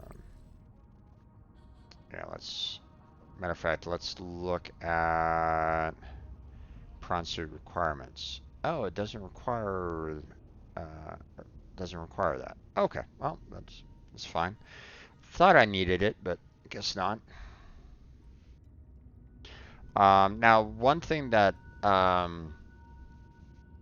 you know, prawn suit is fantastic in my particular opinion. I enjoy using the prawn suit. Um, the one thing that would really come and make this super useful is the grapple hook. And so far I've not found that yet. So, um, yeah.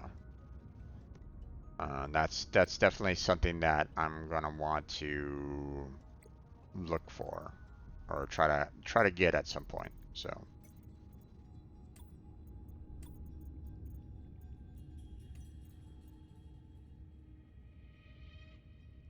okay. How's the tree spire geological data?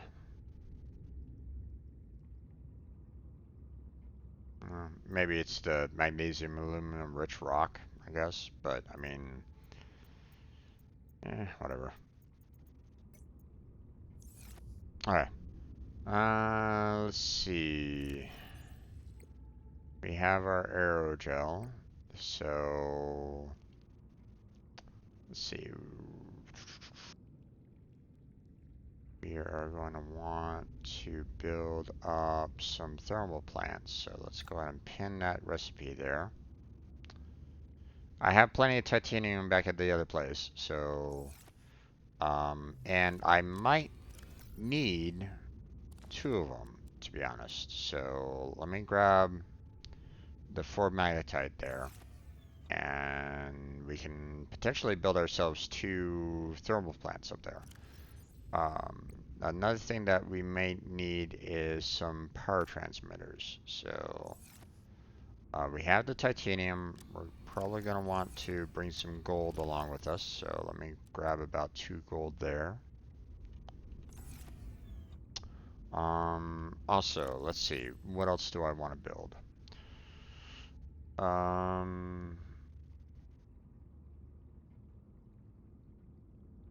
Okay, so let's see. If I'm gonna be using that as a main location for a main base, then I'm gonna want to like build up all these as well. So, and then let's see, what else do I want over there? I mean, I do want the moon pool and the sea truck dock, but let's hold off on that for right now. I just want like the main essentials there first, and then we'll worry about um, handling everything. Now another thing that I'd like to do is, yeah, I can't do both of them. Okay.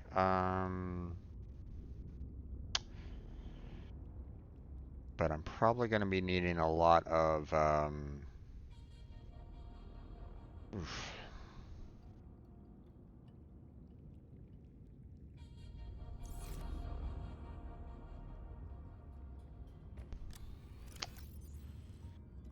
Let's bring along some lead because I want to. I'll probably want to build a foundation there so that I can build a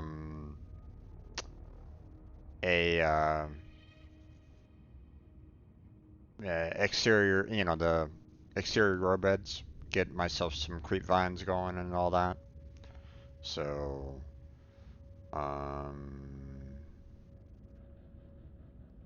okay, let's see. How many wiring kits am I gonna need? Let's see, one there, two there, three there. At least three wiring kits. So let me just use all my silver that I have right there and build up multiple wiring kits.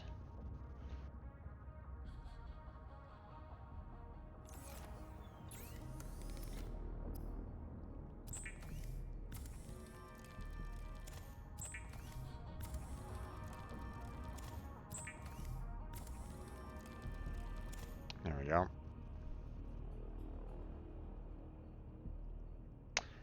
Okay, let's see. I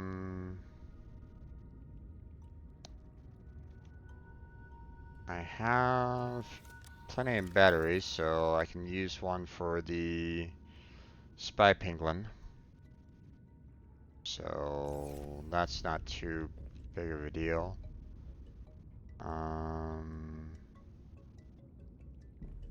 Let's see. Do I have any quartz here at all? Not really.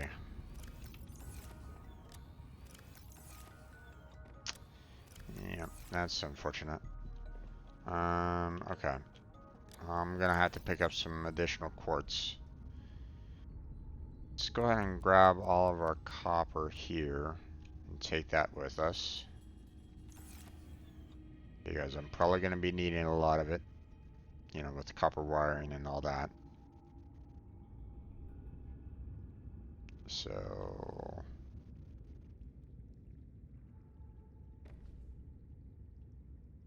okay, let's go grab two more pieces of quartz.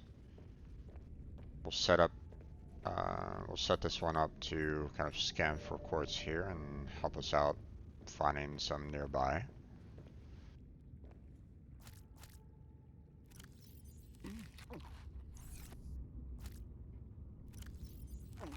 There we go.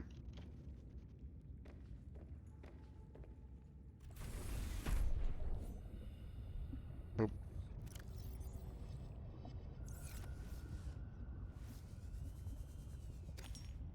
There's one.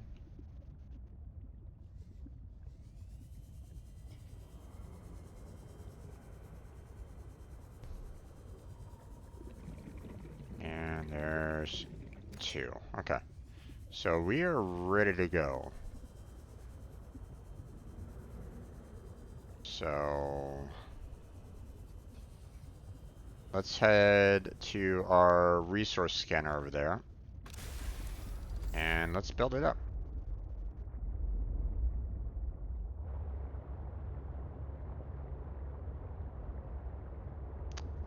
You know, another positive of the resource scanner is the fact that I don't really hear that many like dangerous creatures around. So, you know, that's a positive, you know.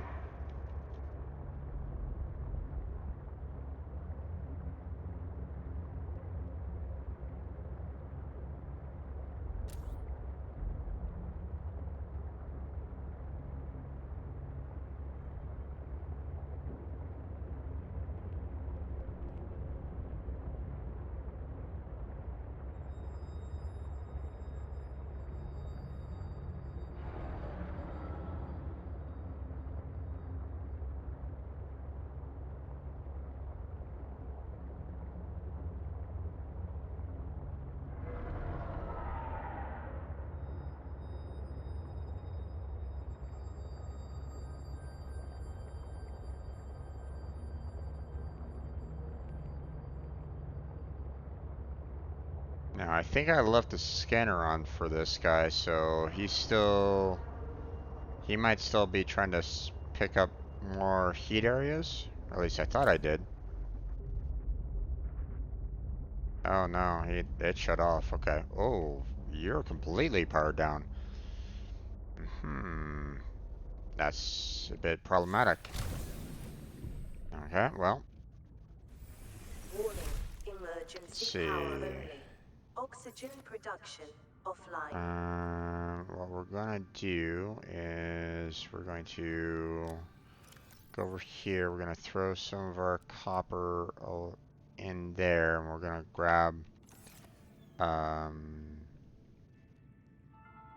2 titanium. So there we go. And now we're going to go ahead and build up our fabricator.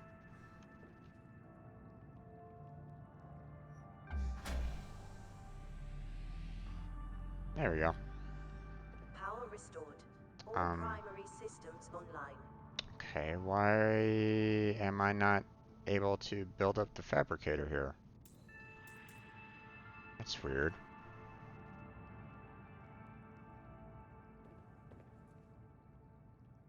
Hmm. I guess I could do it here.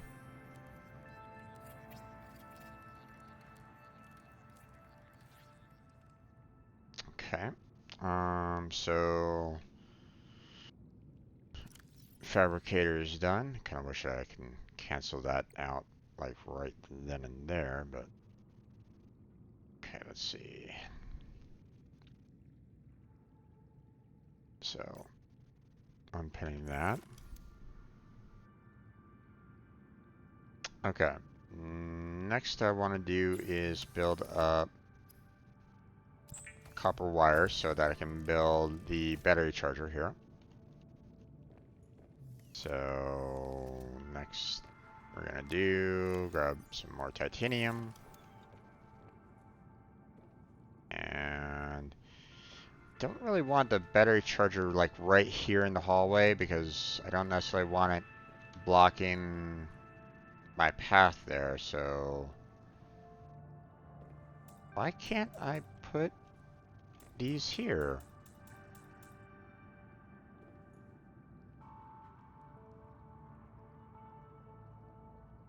What's going on here?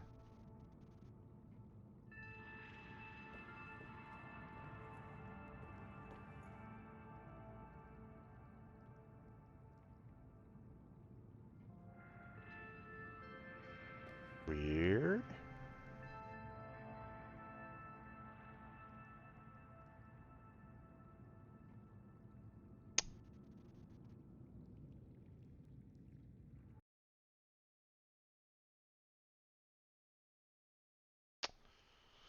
Let me address this.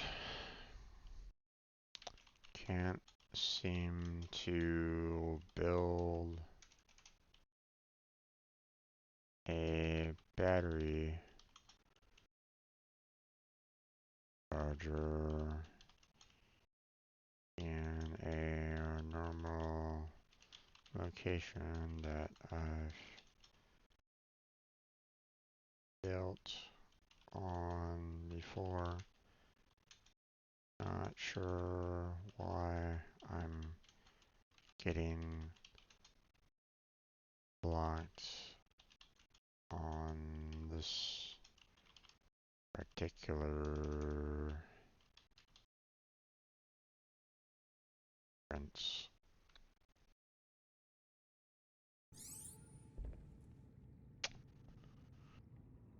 Huh. Okay, well, it's works on here apparently, so I mean, I'll go ahead and set that one down. We can unpin that one. Okay, now, let's see. Let's go ahead and get some titanium for the thermal. So, you know, this one was already, oh, it already shut down all the heat area there, so, well, let me try, like, putting one up here and see. Normally they don't, like, get damaged over time or anything along those lines, or at least in the first one they didn't, so normally I don't like putting, like, one right on top of a thermal vent, but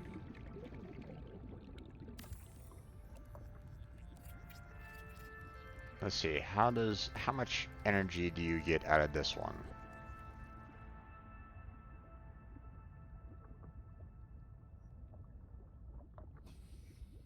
Um, it didn't seem like it gave much at all.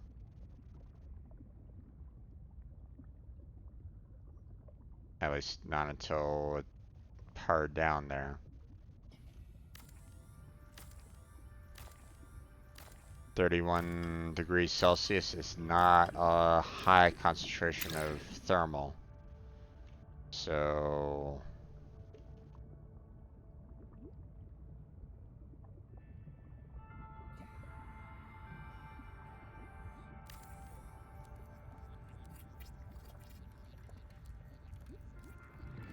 thankfully you can construct and deconstruct multiple times. Once again, I'm not seeing the graphic there.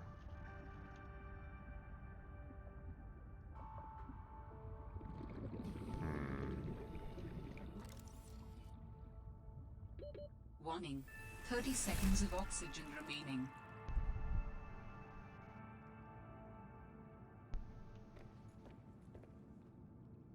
Okay, it's giving me a lot of, you know, it's giving me the 325 in energy, but I mean, a lot of my energy is being drained from the scanning that's going on right at this moment in time, and you know, those heat areas are really good sources of heat, so ideally, I'd want to kind of build one, you know, at that particular location, and like have it transfer the power all the way out here, but yeah, see, this is one, this is at 29 degrees Celsius, and it's not that hot. It's not enough to really do a lot for the thermal there. So,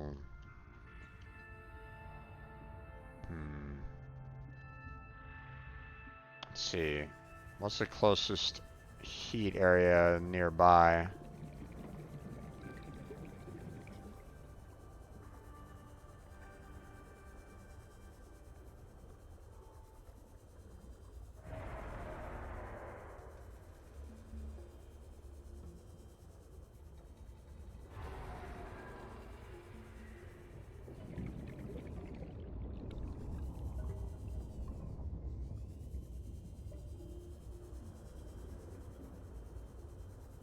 Oops.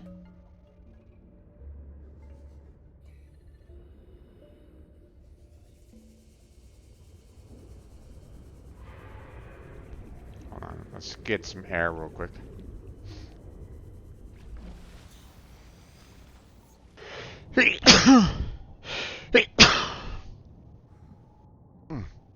Sorry.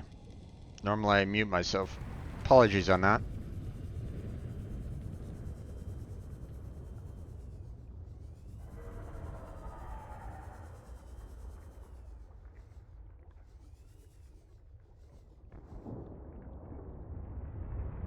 Okay. Oh, I don't have any titanium on me right at the moment. Okay. So here's one of the positives of the thermal, right? Is the fact that it can transfer energy even through rock. So now I don't really like the fact that I'm like super far away from the nearest heat area, um, but unfortunately um, my thermal plant here is just not doing the job. So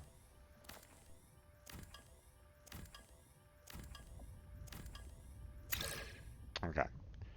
Um, so what I'm gonna do is I'm gonna grab 2 more titanium because I want to build, 2 extenders. Build a thermal plant in that heat area there and build, the power extenders to try to get the power out here. I don't have that much gold on me, so I'm hopeful that the 2 will be enough to reach, but I don't know. That's the problem. So we'll see what happens.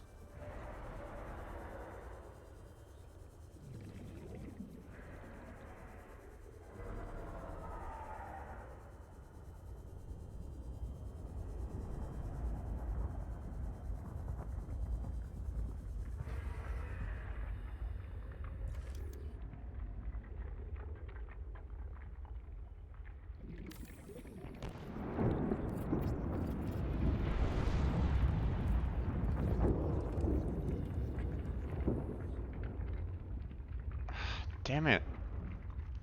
Once again, the degrees are not showing.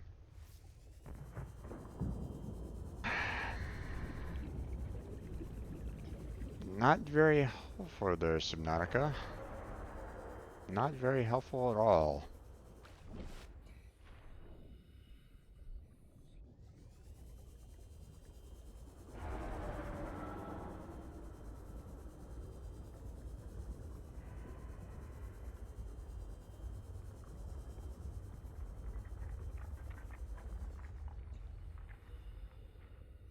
Wait, 30 degrees? Huh? What do you mean 30 degrees?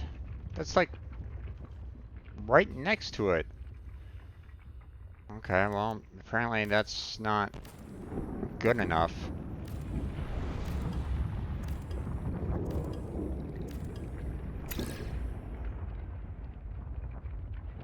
So I'm gonna have to really kind of put it like right down.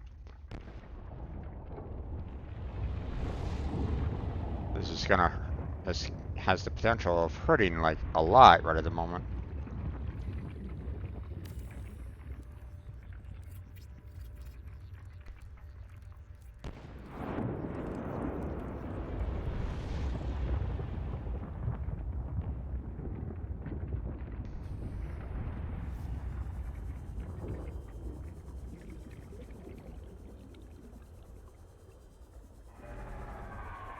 I'm gonna go up, get some more air.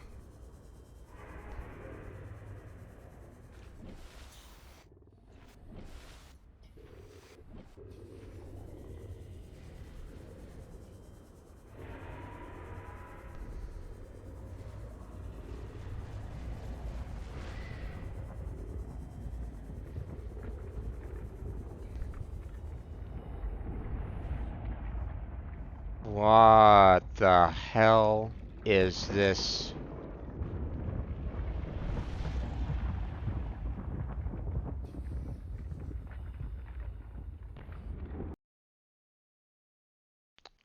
$29 right next to a heat source? Heat area? Like, really?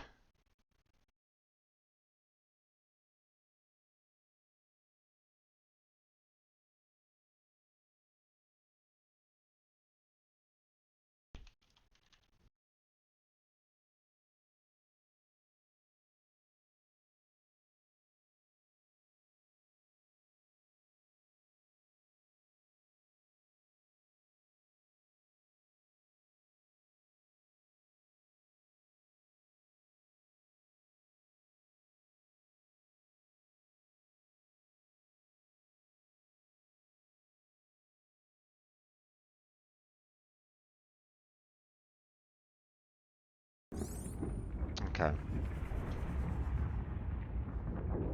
So,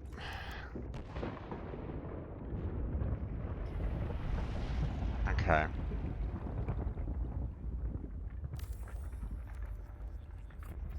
There's that.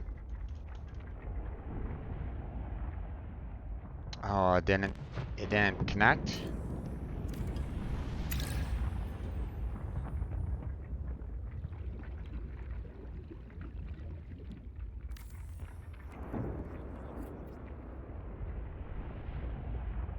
Why are you not connecting? Oh my god, what is going on with this?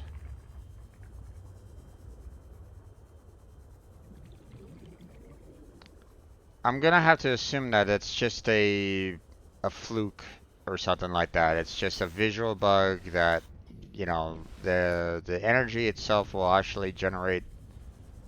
Oh, I'm gonna get hurt here pretty soon. Oh, he missed me. Okay.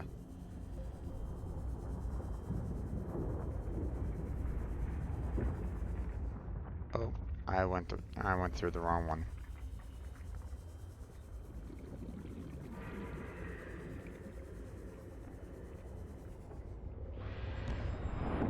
Okay, apparently, even though it's showing me the light that it's being connected, as you can see with the blue line there, it's not. So, not quite sure what's going on there, but let me try this. There it goes. Yeah.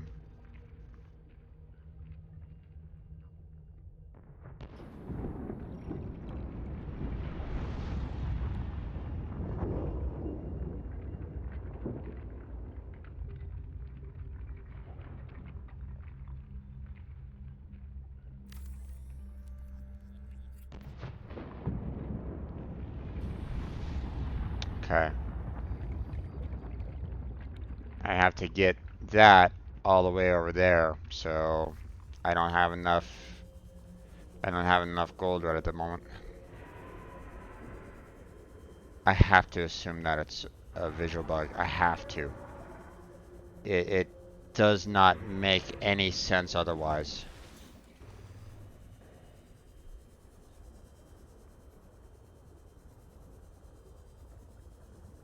A thermal reactor right next to a heat source should not be 29 degrees. I don't care what. Now, 29 degrees up here, I'm not getting hurt. I'm not, it's not like hurting me in terms of heat damage or anything along those lines. So I get it. 29 degrees, sure, whatever. But that heat area can definitely hurt me. It can definitely do a lot of, um, can do heat damage to me and can be a problem. So,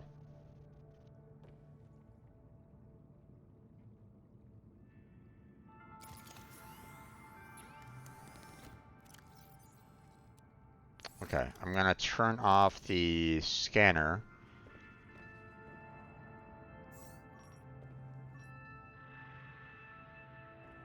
Because I'm running out of power. Um, and I need to go and see if I can find some gold out there somewhere. Now, these typically have a good source, you know, are good sources of gold, typically, but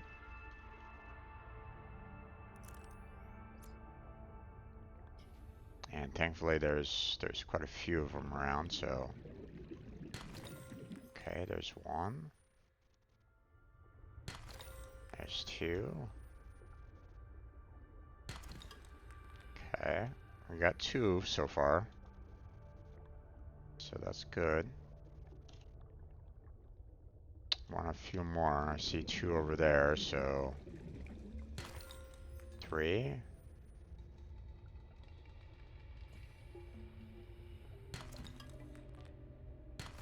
4. Okay.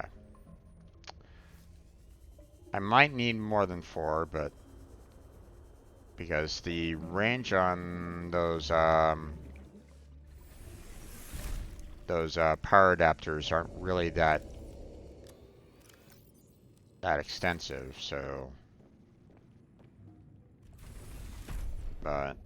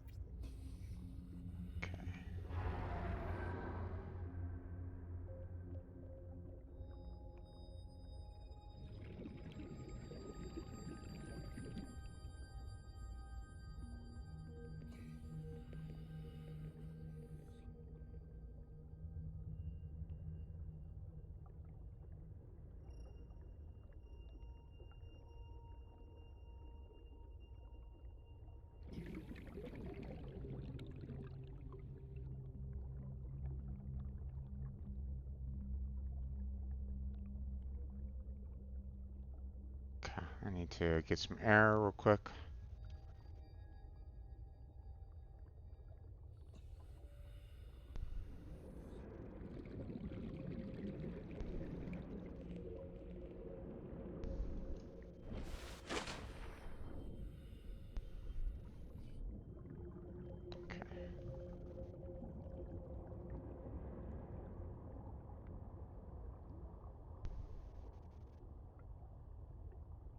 Really pushing the limits on this now.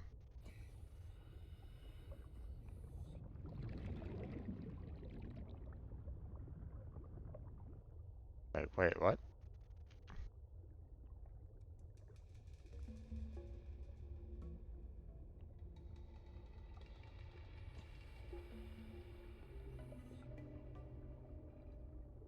Oh,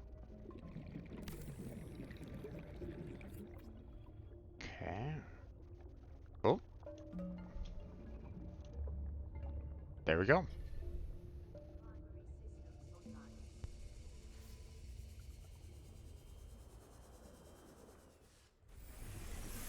Welcome aboard, Captain. Okay.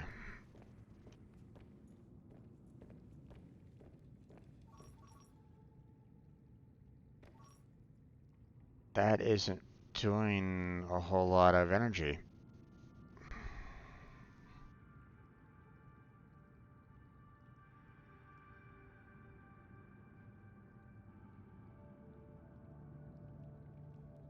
What is going on with this game?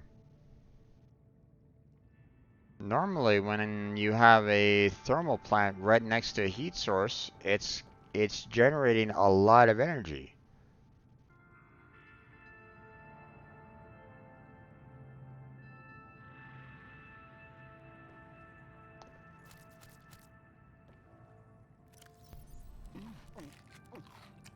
You know, matter of fact, I'll prove it. You know, I'll prove how hot, you know, um, a place like that can be.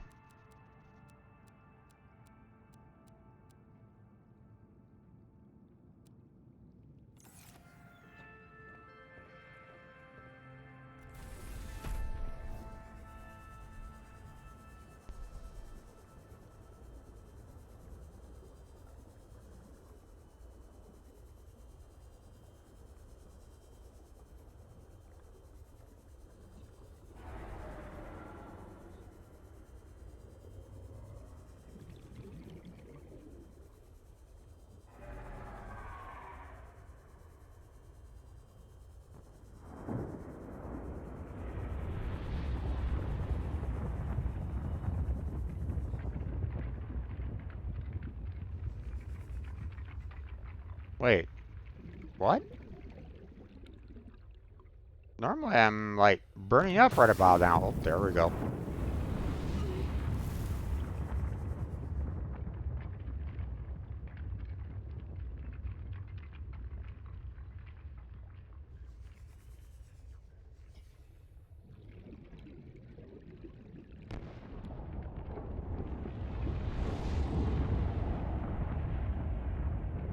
Am I gonna have to put this in its like direct path?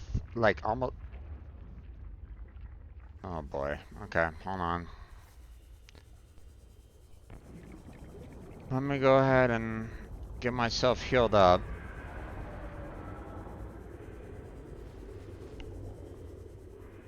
Normally that wasn't the case.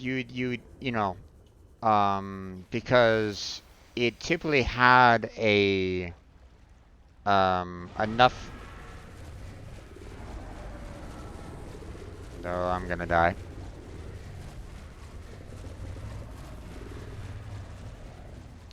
Get the heck away from me. That was close.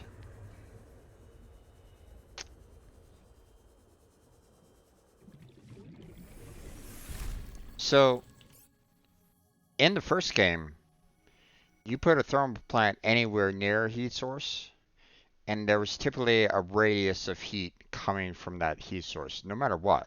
Okay, you didn't need it to be exploding to be super hot. Okay, it just radiated heat. So the fact that you're not getting the radiant heat from it is is very odd. Um,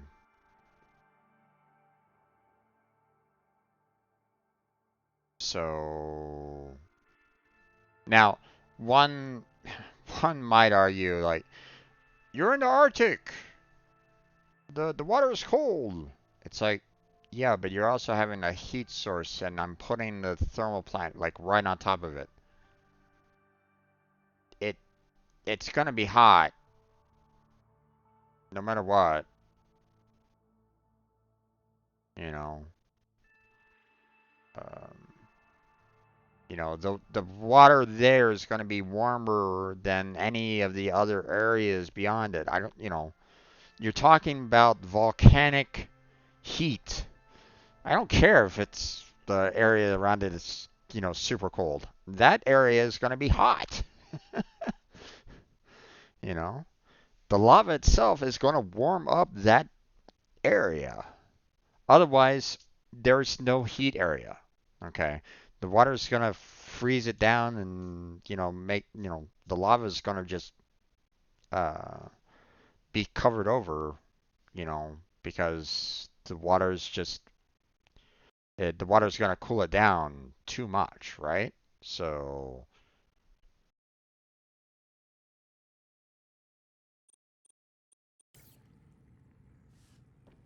okay, I need to restore my health.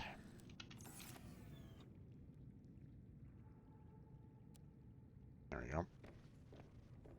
Okay. Let's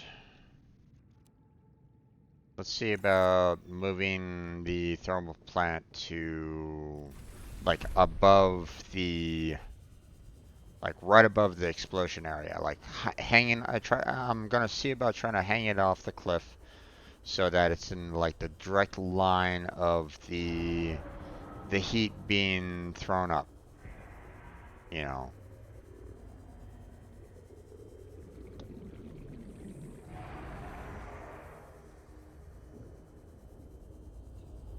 And we'll try that.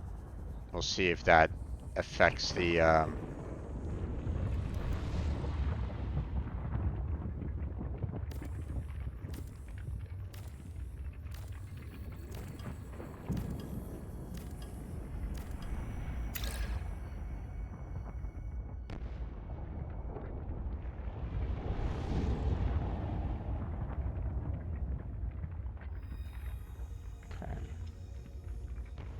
Can I? I'm trying not to get into a spot where I'm gonna get burned myself, but it's not letting me, you know.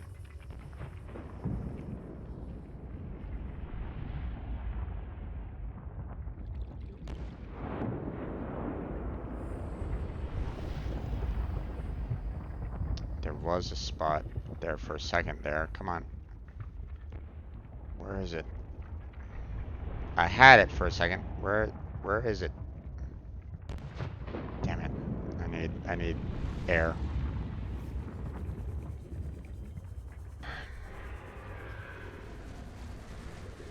Oh boy. Warning.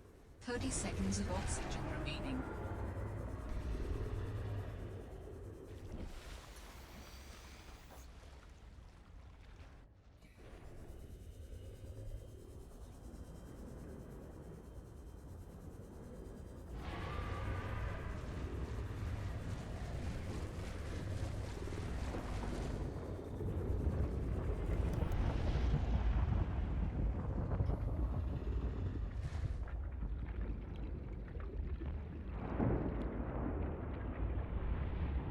Holy sh... What the... Oh my god.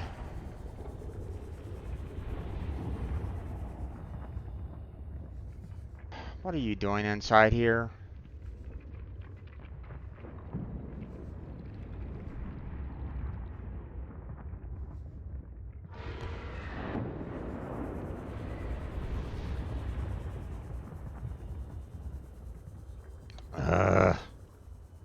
Because it was like right inside, I was like, you know, worried that it was gonna go attack me. And... Oh boy. Oh... Did I get hurt? No, I didn't get hurt. Okay.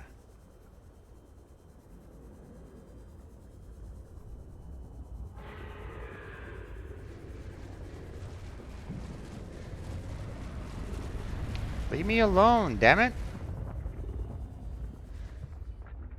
Shit. I'm trying to get some work done here.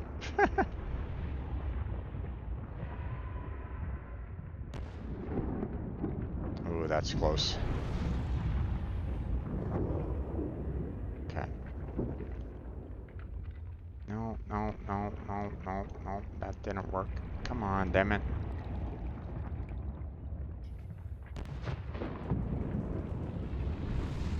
There we go.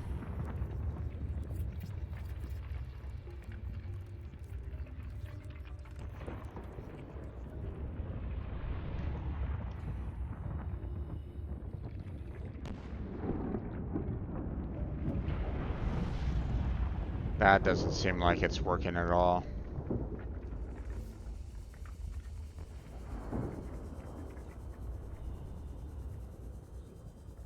Okay.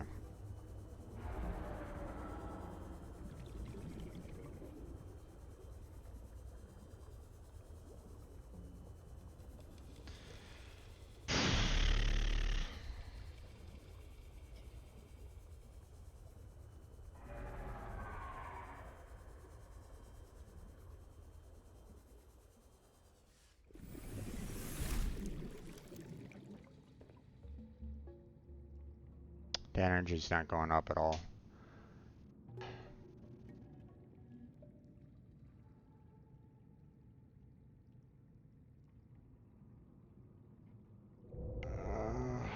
Subnautica, what the hell?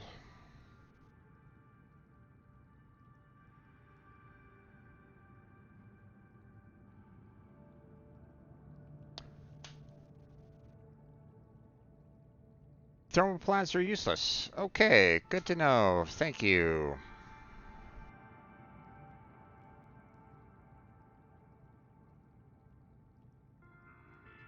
They used to be like the best thing that you could have. You find a spot with a thermal vent, you put a thermal power plant right next to it, and it's like unlimited power. You have the power plant being powered quite a bit by the thermal vent, and it's consistent power. I'm putting it like right next to a vent, and it's giving me 29 degrees. You're kidding me, right? You know, so to to put into perspective here, okay? Um, it's hotter where I live than what that thermal plant is generating from that heat source of lava.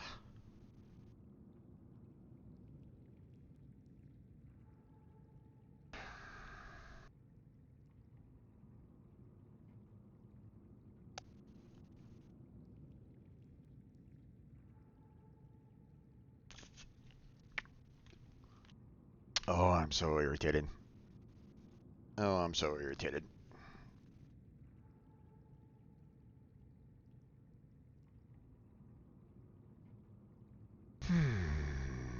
Sorry. Sorry for going off on everybody that's listening right at this moment in time. It's just, it boggles my mind. It really does. Okay. Um, you know, um, here, let me tell you, you know, Las Vegas, summer weather temperature. I looked this up before, right? Uh, in Celsius.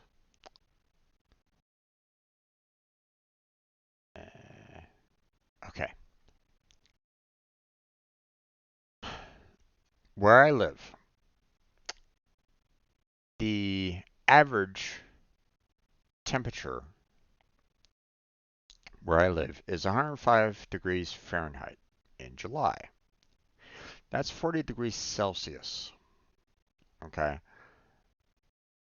It's hotter where I'm currently located at, okay, where I live right now, by 10 degrees more than that thermal plant that's above a heat source of lava. There's a slight problem there. Okay. Let's see.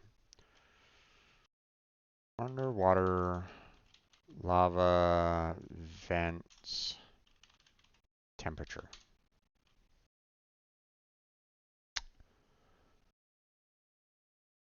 So, okay. Uh, Seawater and hydrothermal vents can reach temperatures of over 700 Fahrenheit. 700 Fahrenheit.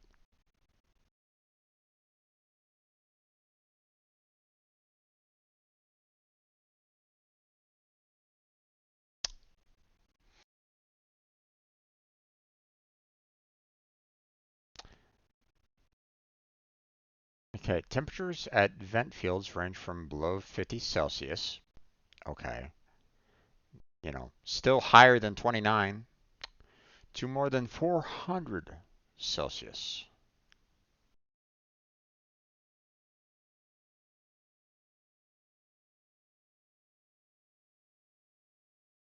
Subnautica do better. Oh, that's so irritating. I apologize.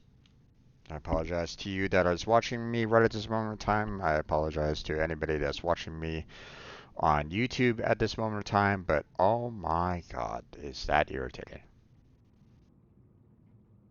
That is one of the worst bugs that I've ever seen in Subnautica. And one of, believe me, there's been plenty of bugs that in some cases have been almost game breaking to certain extents.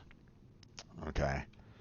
Some are just kind of annoying, like, hey, I'm struggling getting up these stairs.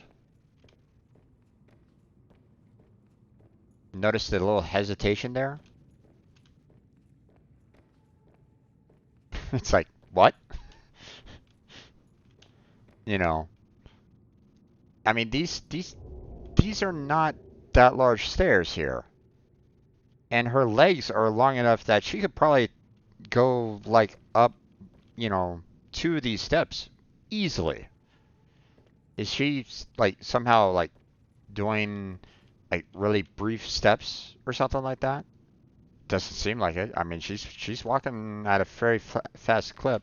So, I mean, I could clearly see her, you know, climbing up, basically skipping all, the first two steps and getting to the third one easily enough. So, I mean, can't really get a good like view of this, but I mean, I think her knees are about at the top of the bar there or so, I would imagine. I'm just kind of I don't know if there's any way that I can do like an outside camera or anything along those lines.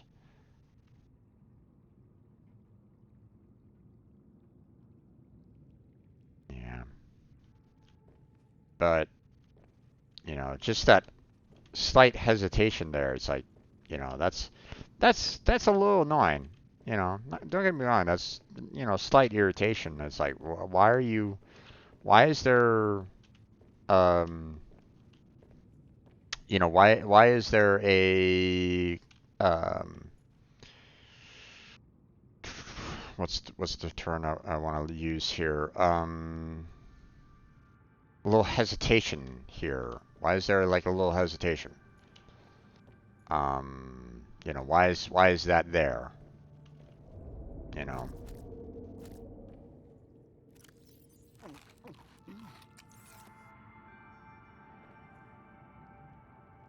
But the thermal, I mean, I put the thermal like right on top of the heat source. It should be generating a ton of energy by now.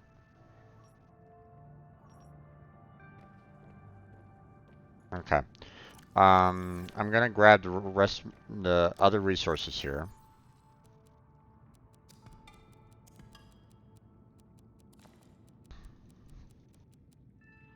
Because I want to build a second one there. Just so I can have it on hand.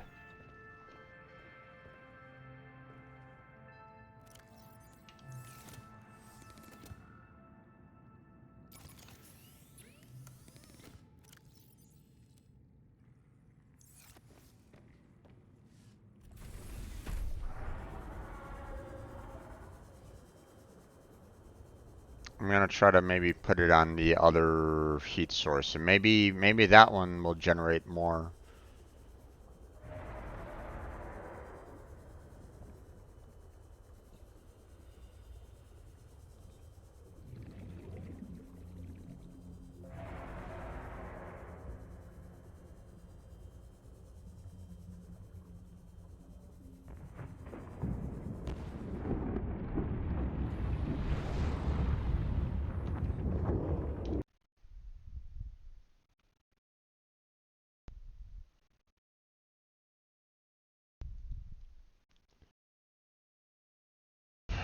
Tried a different placement for the thermal plant.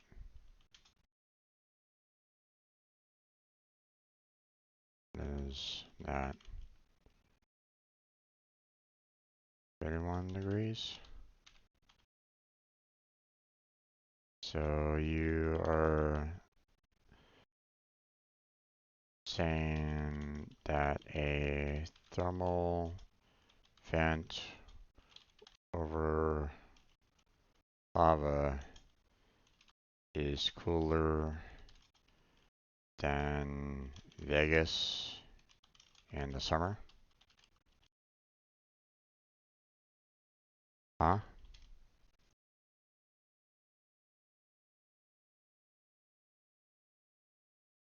Ow.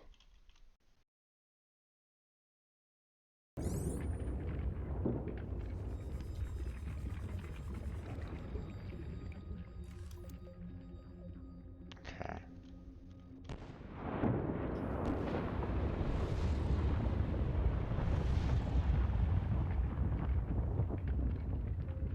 That's that one over there.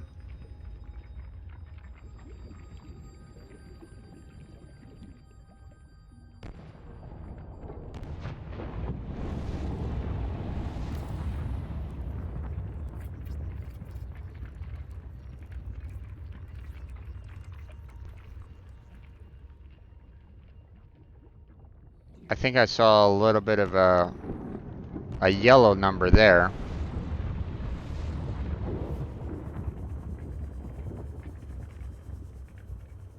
But it's not connected to the network right at this moment in time. I need to get some air here real quick. Gonna head back over to my base here real quick. I don't know. Yeah, Warning. 30 seconds of I don't oxygen have remaining. any titanium to build any of the additional power extenders. So Welcome aboard, Captain.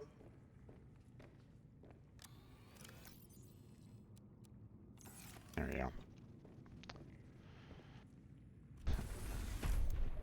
Let's try this. Let's go ahead and see if we can connect that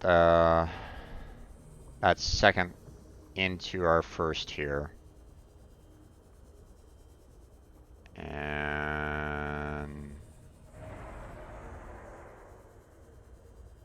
we'll go from we'll see.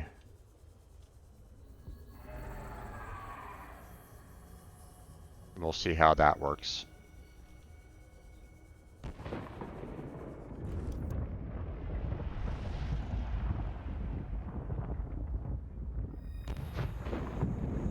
That's 49 degrees. That's slightly slightly better. Oh yeah.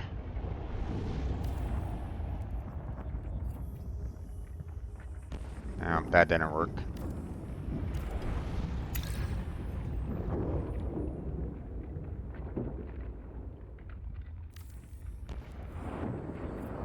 There we go.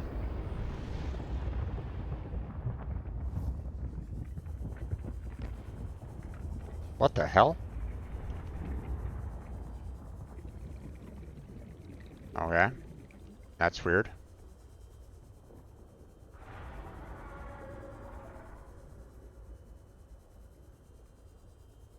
That one power connector connected to the long range one there for a second. It's like, okay.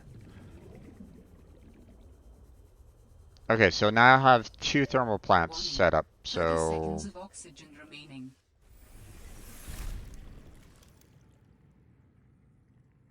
but my, wait, what?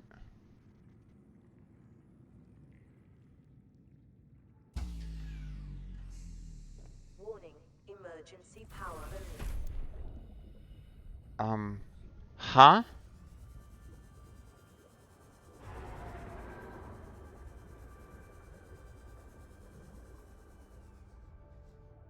This one got disconnected somehow.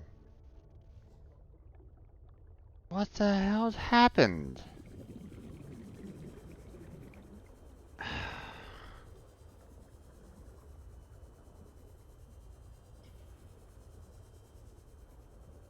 Subnautica, what the hell are you doing?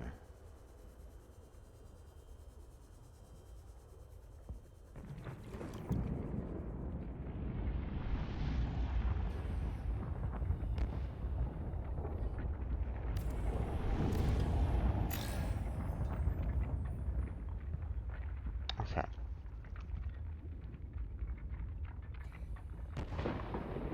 There. I just want it to connect to the 2 there.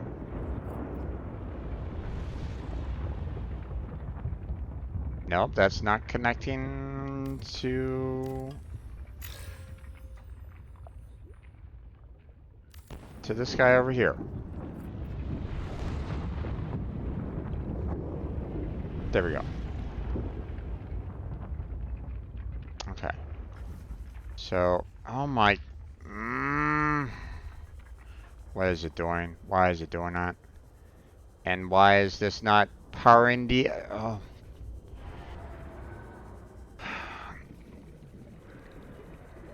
Warning. 30 seconds of oxygen remaining.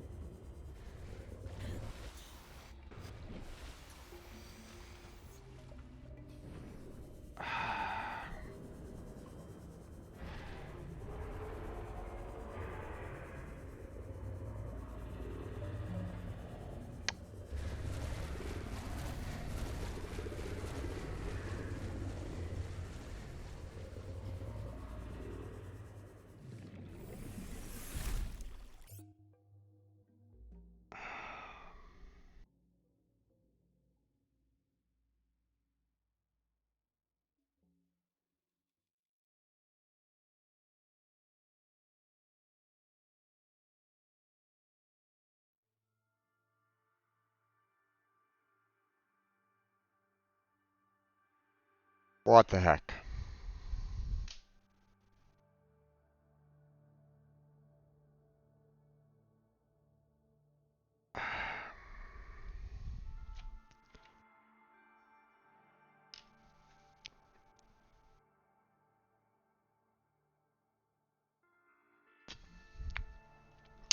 Basically, this entire hour has been nothing but a series of what the fuck is going on with the power adapters, the thermal plants, everything.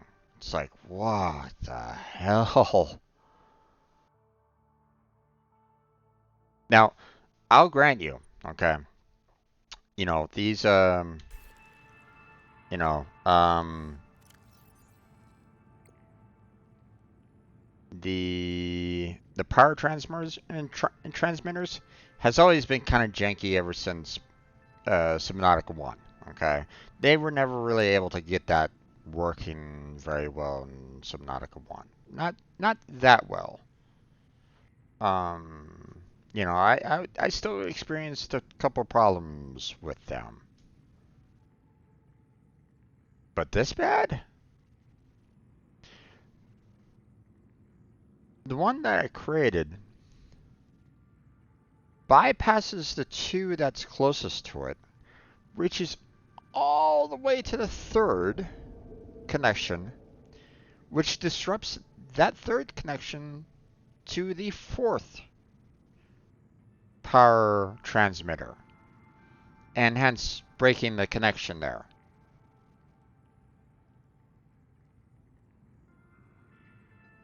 What?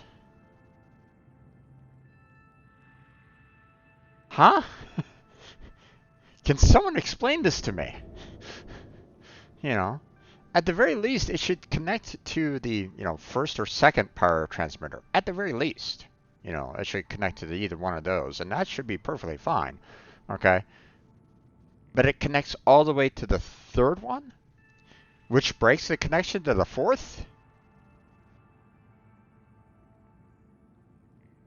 Please, someone explain it to me. How?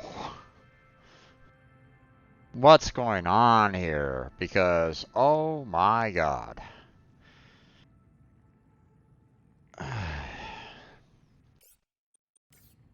Okay, well, I gotta go out and fix that somehow. I'm gonna go out to the 3rd. I'm gonna dismantle it and hopes that in the hope that I can um, cut off the signal from the one that's like right next to the thermal plant. So I'm gonna try.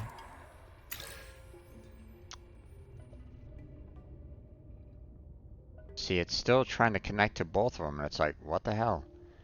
No, I don't want you to connect to both of them. Both of them are being really terrible right at this moment in time.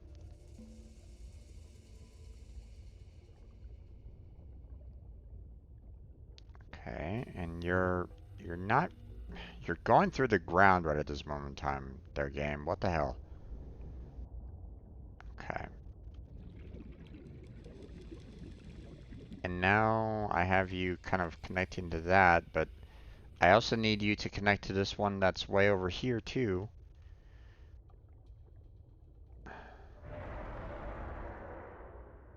Where's my connection here, guys?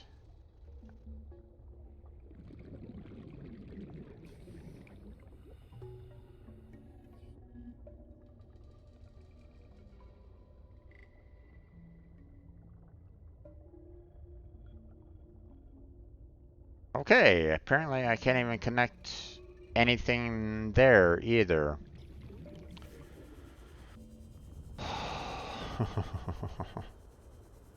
Okay. It looks like I'm just gonna have to 30 seconds of just oxygen completely remaining. redo the entire structure here.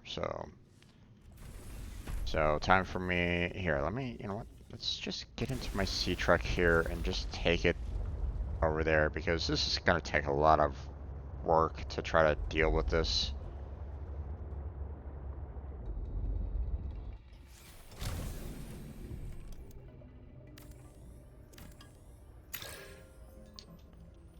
Ay, ay, ay.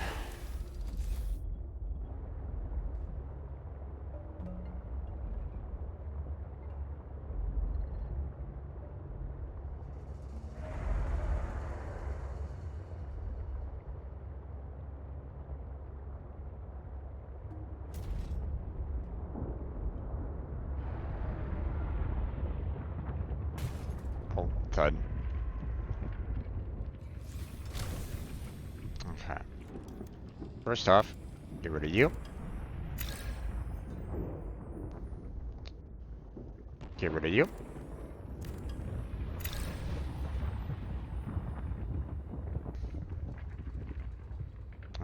Where's the other one?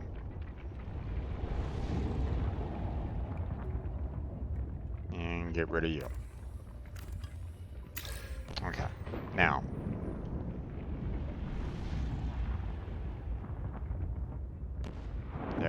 There's one connection. Ideally, I would love to have both, but it's not connecting both right at the moment.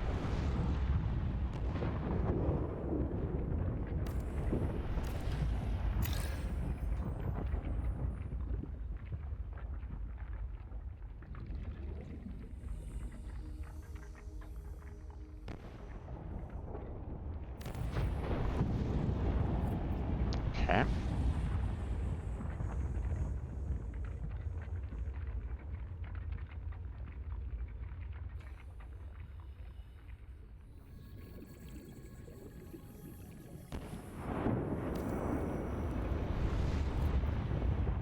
Okay.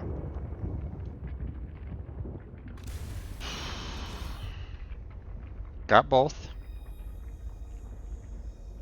Let's back out here real quick. Dud, dud, dud. Come on. Come on. Come on. What the? Get. Get out of there.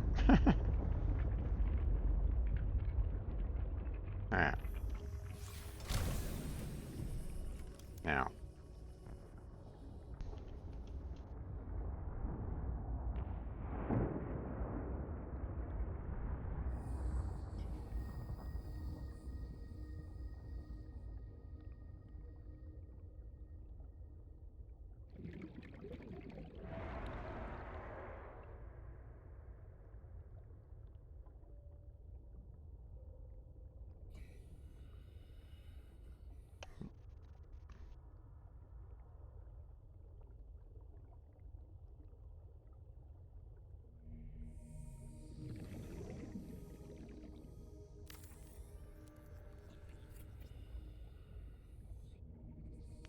Okay.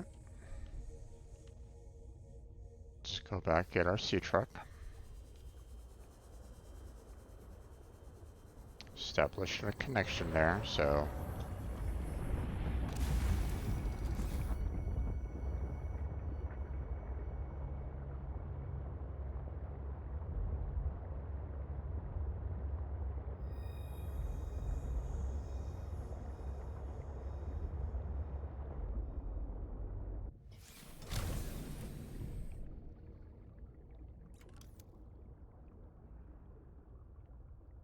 Okay.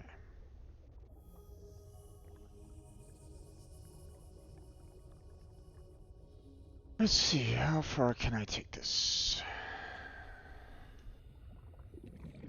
Nope, that's about as far as I can go, huh?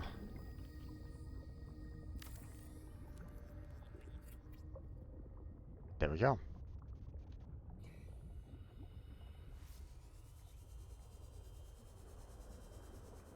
Now it should have both.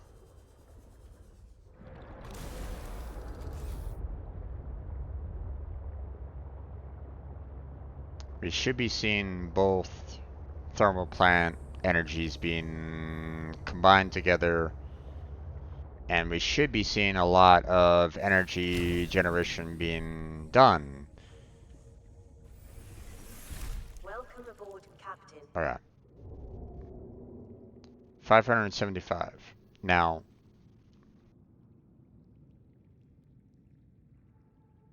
it's not really going up by much. With 2 thermal plants and no power consumption really going on here right at this moment in time. Nothing at all. The only power consumption that is being done right at this moment in time is the lights. That's it. And you're telling me that the thermal plants that are supposedly, super powerful, able to absorb, generate heat based off of thermal, is not giving me a lot of energy, like, my solar, the 4 solar powers that I had on my other location, at the Delta scanner, is able to generate more power right now than what my 2 thermal plants and my single power source, my single solar panel is doing right now for this particular station. How does that make sense? I'm not using any power right now. This is full. It's not using any power. I'm not scanning anything. There's no scanning being done here. So there's no power drainage here. The only thing that is being drained right now is the lights. That's it. And if you're taking that much energy for all these lights that are on, then I'm sorry. What is this? What happened to this game?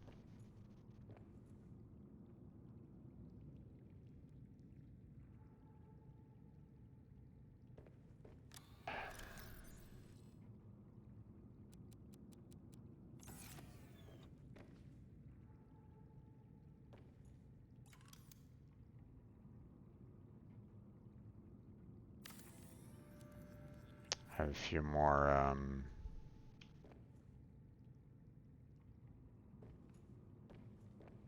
Okay, that's about it.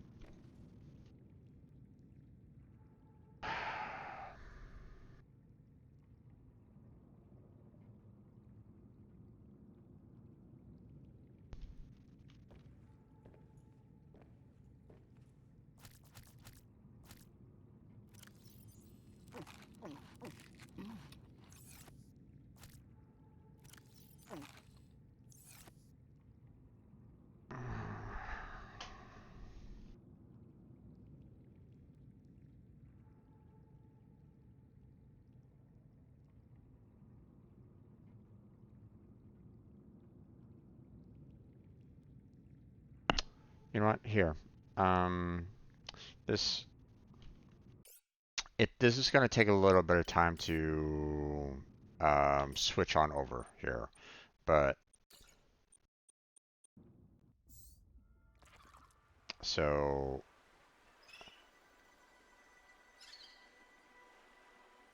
I'm going to show you what the first game of Subnautica does, okay? I'm going to switch on over to the first Subnautica and um, show you how, what a thermal plant can do there. It doesn't take that long to. I think I already have a saved game already in Subnautica already, so it shouldn't be that difficult. Although it's saying that it's updating save data.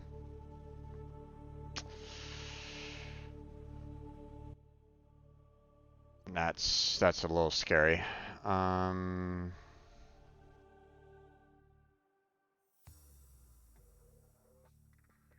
Okay, here.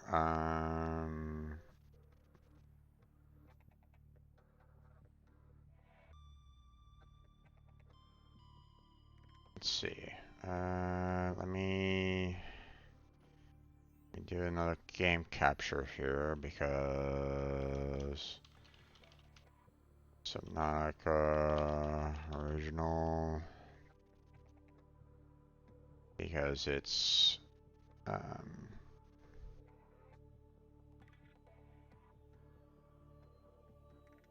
here we go. Let's see. Let's see. Hold on. There we go.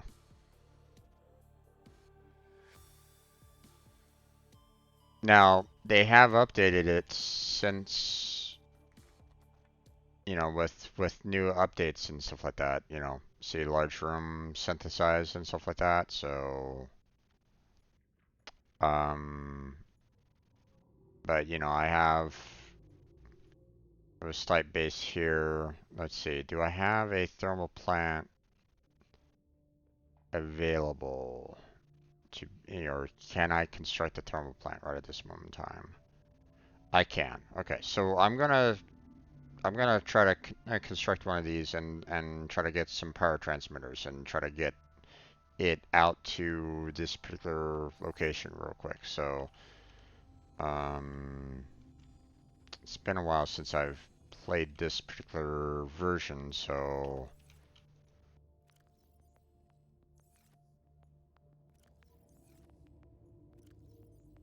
I'm not quite sure, what I had. Okay. Not much. Okay. So I need one plant or one gel sack.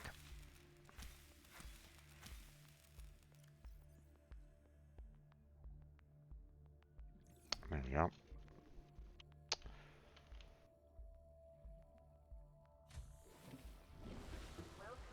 Okay, let's see.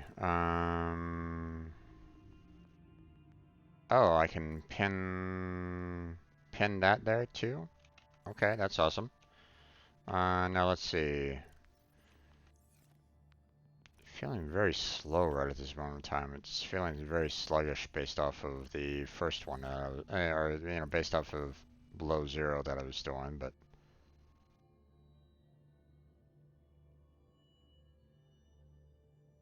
whatever. Okay, so okay. Let's see. Don't think I have any titanium either. I do not. Okay. Let's see. Yeah, it was, okay.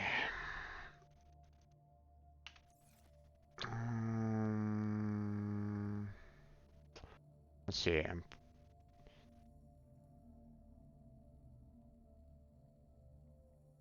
might take a little bit of amount to get up to where I'm based out of, so I might need a little bit more titanium for the power adapters there. So gold, grab 5 there for 5 adapters. Let's see, grab 1 ruby. Let's see, magnetite. Ooh, I don't know if I have.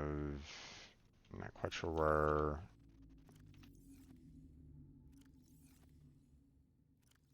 Don't think I created a locker for the magnetite yet on this one, so I might have to go down and grab some.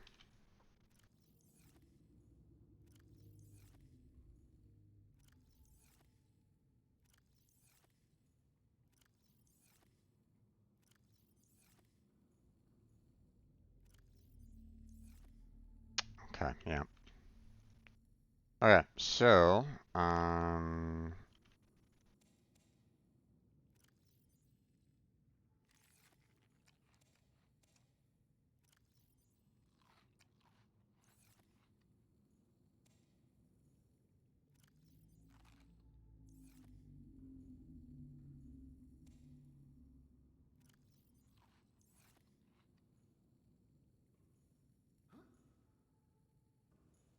okay.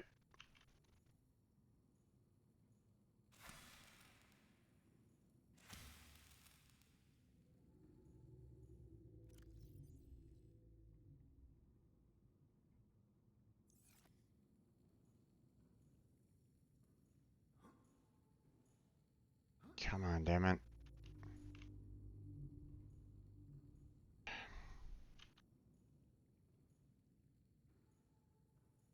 Really?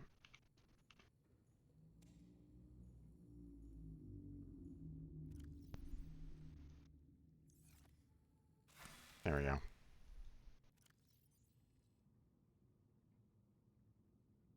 There we go. Okay, so we're gonna go and let's see.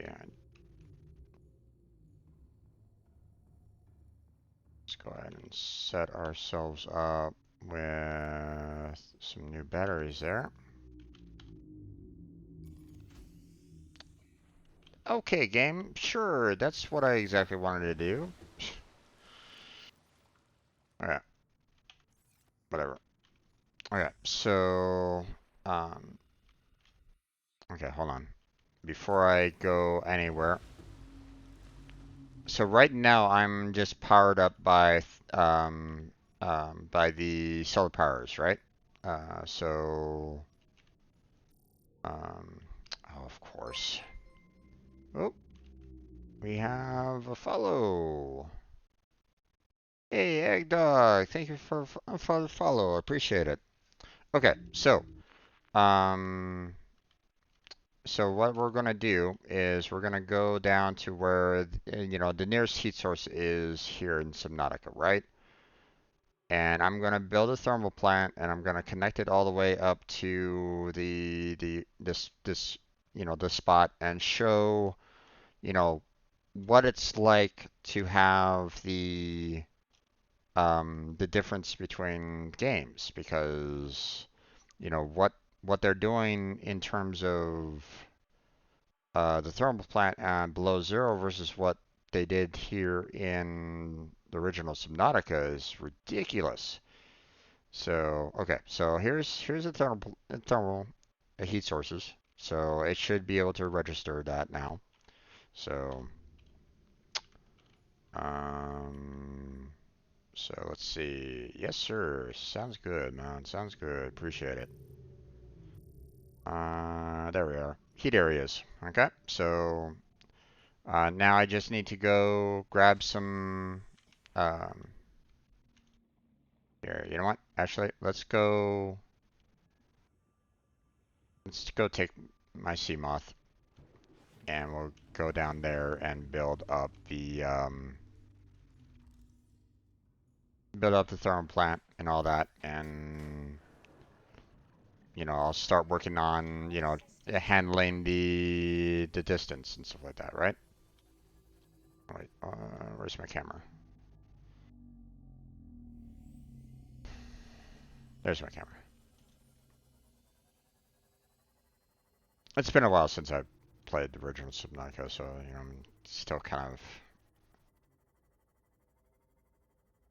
So, oh wait, I still need my aerogel. Damn it, forgot about that.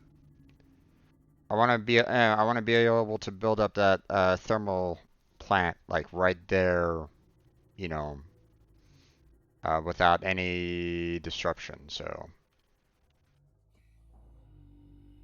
almost got ran over by my sea moth there. Okay.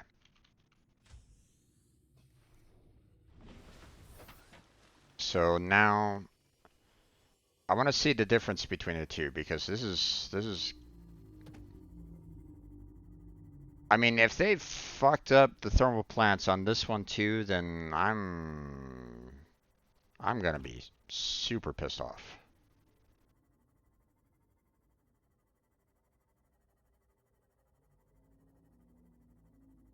Okay. I don't want to get I want to make sure that I'm not throwing myself into too much problem here, so okay, so oh wait, I need magnetite. So 1 second, let me go around and collect some magnetite here real quick, because I need to grab 5 of them so that I can build up that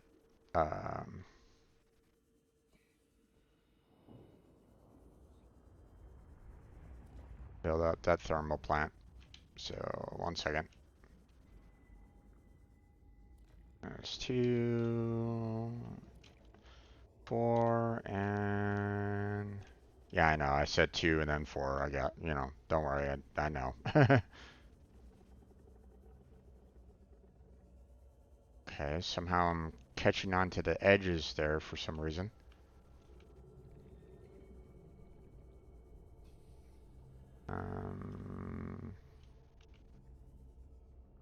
Okay, nothing else in that immediate area. Let's go up here again.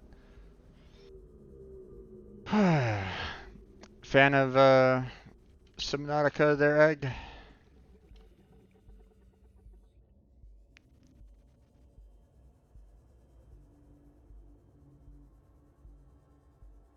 Let's see.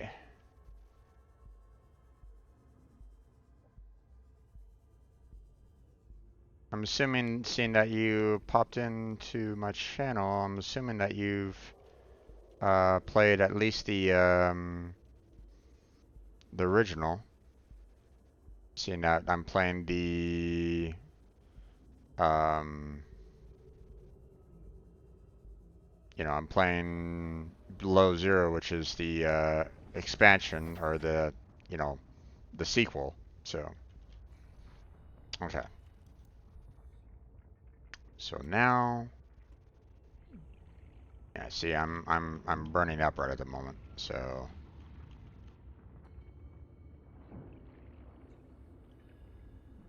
I don't know why my thermal plant isn't registering there. There we go. Okay, I'm burning up quite a bit, but okay. Look at that. 77 degrees Celsius, right? So, that's not bad. It's definitely hot, but it's not, it's not the best, but it's definitely not 29 degrees Celsius. So, so now what I'm going to do is I'm going to build the power adapters here so that I can try to get the power to my base here real quick. I need to get the game. What are you doing? Come on. There we go. Okay, there's that. Now, obviously you need like the first initial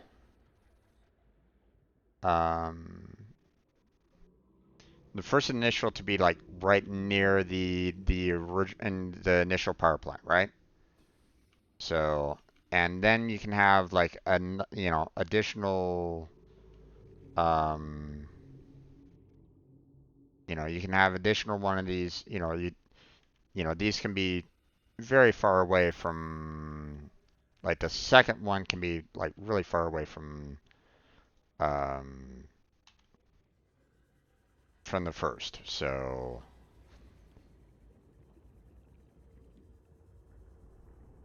so that's, that kind of fits with the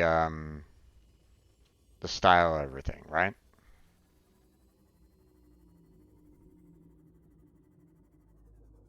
Okay. Okay, let's go and park it right there.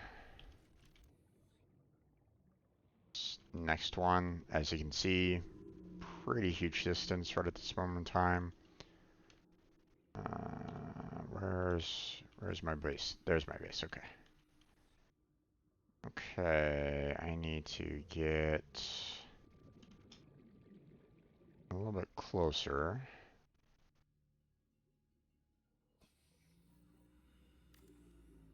Will that connect? It does. Okay. And now, next one is going to be like the last remaining one that I really need to do to connect both of them together. The line is still established to the other one. Oh, there we go. So, and ta-da. There we go.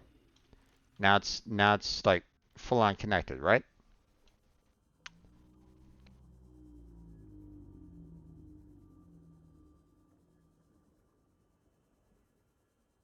That thermal plant is further away from the heat source than the one in below zero, by the way.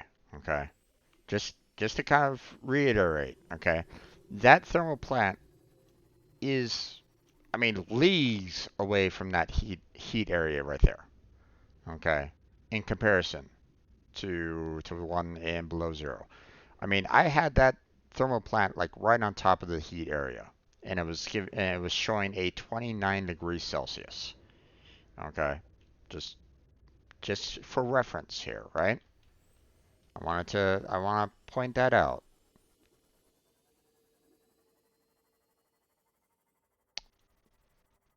Now, I'm gonna head back home,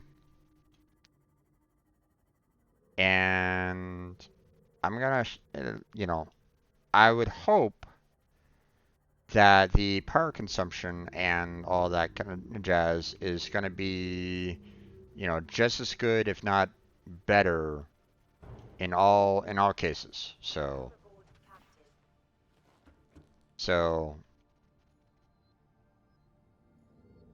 550. We're powering up our sea moth.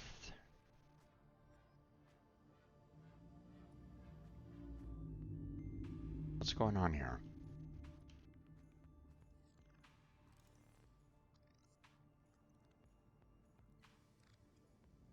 Please tell me that they didn't actually nerf the power consumption. Did they? Please tell me that's not the case. Oh, well, I have the scanner room going, so that's probably...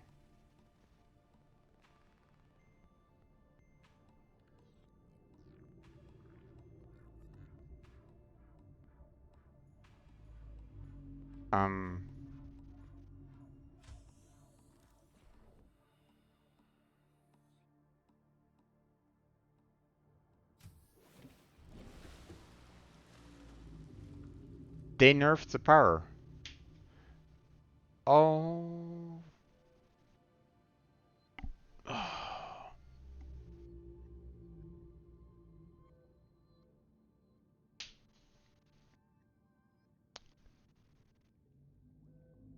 So here's the thing. Okay. So, you know, the sea moth, you know, it's powering up right at the moment, and obviously I don't have the in this particular example, you know, I don't have the you know, this completely built yet. You know, I need to, you know, get the computer chip and computer wire going, right? Um, so it's not showing the power levels of the sea moth, but it's fully charged now. So, but the thing is that with, you know, I had, you know, I have two, you know, four solar powers and a thermal plant connected, and the rate on which the power was going up was crap. What did they do to the thermal plant? It used to be where your thermal plant could easily power up everything. You know, I had, okay, here, let me switch back over to below zero, because, you know, obviously you didn't come in to watch me play, you know, the original Subnautica, right? Let me switch back and let me switch back to the below zero. So hold on a second.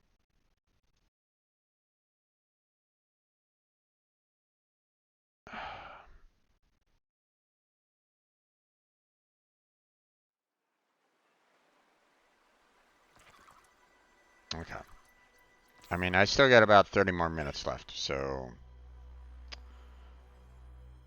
um so in the original Subnautica,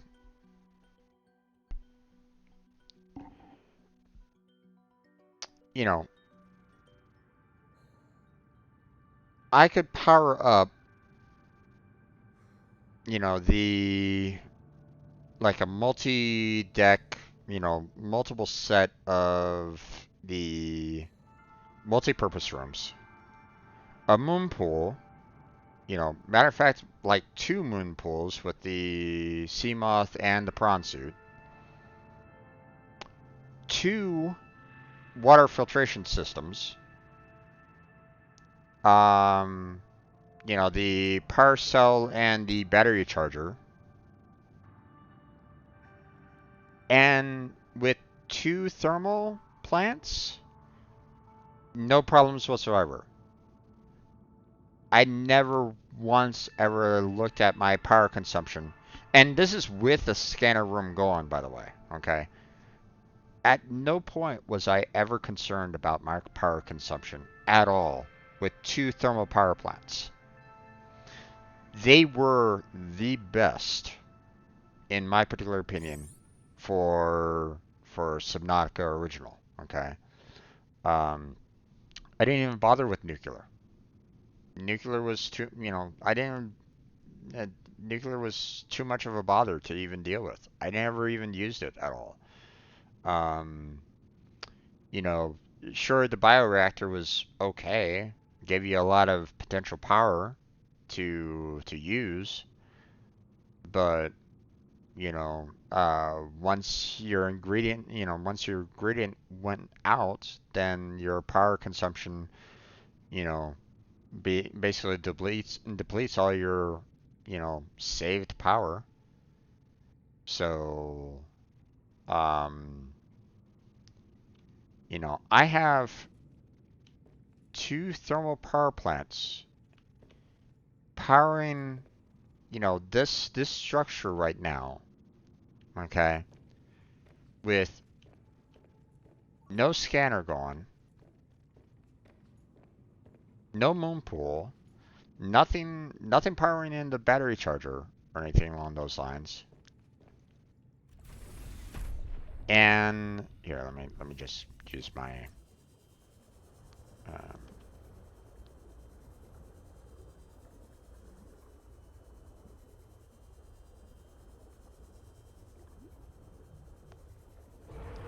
Let me just go all the way back to where I had those thermal plants.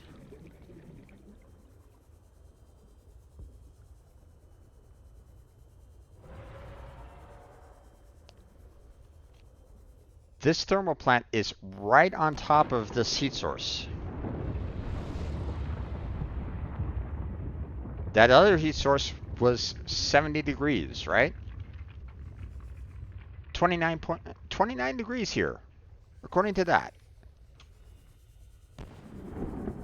And this one, it's literally almost right on top of the heat vent here. And it's getting 49 degrees?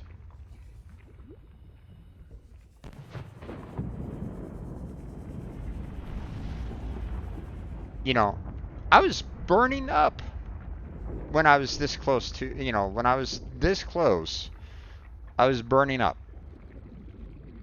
in the first game there. And the power would have been like the power plants there would have been at peak, being that close. Would have been at peak easily. And I have both of them connected to 30 seconds of oxygen this resource scanner base over here right now.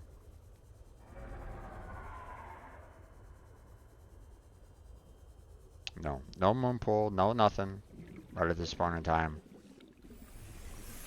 Welcome aboard, Captain. And my power is staying at the same level. You're telling me 2 thermal plants can't even power the lights for this sucker right now?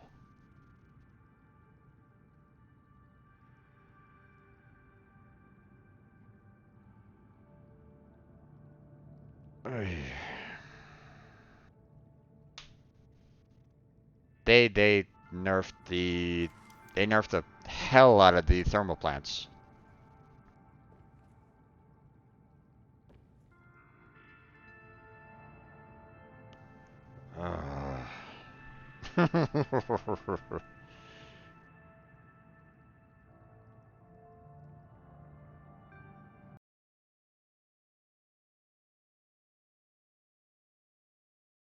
I have 2 thermal plants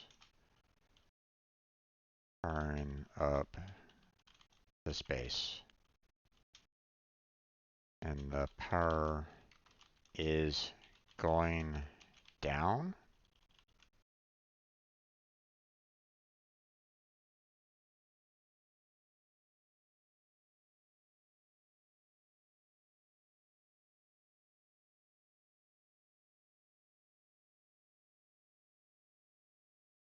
Why was the thermal power plant power output nerfed to hell?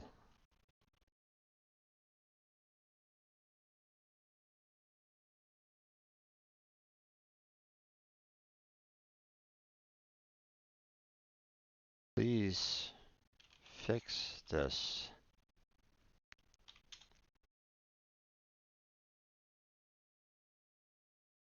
Two thermal powered.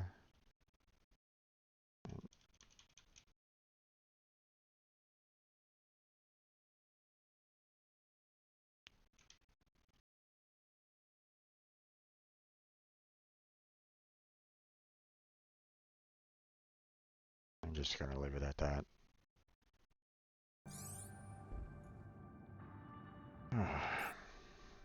Sorry, folks. I mean this basically kind of changes what I'm gonna have to do. I mean, unless they like do like a quick fix, like tonight or something like that to restore what thermal plants used to do, which I kind of doubt. Um, you know, um, I'm gonna have to rethink how to do power in Subnautica Below Zero now. Um, because that's ridiculous, man. Two thermal plants can't even power the lights. My God.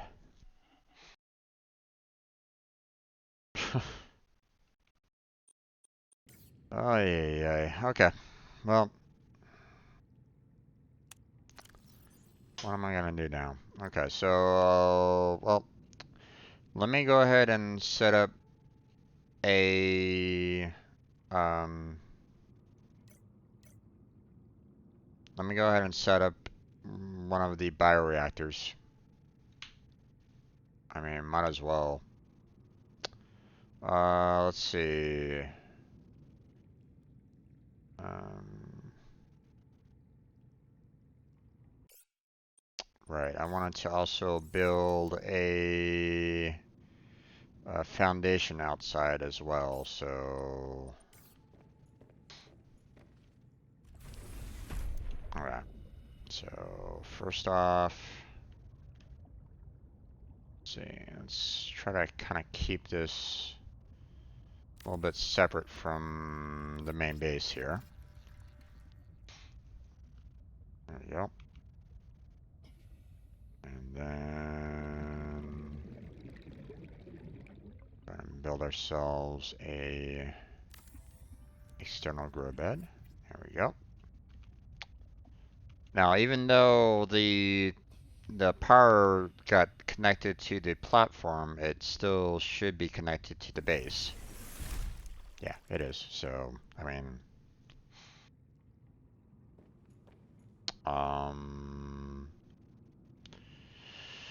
okay, let's see. Let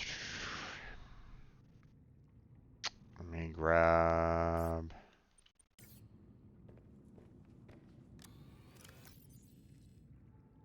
Right, I need some creepvine and um, oh wait, okay, yeah, I don't have any more in there. Um,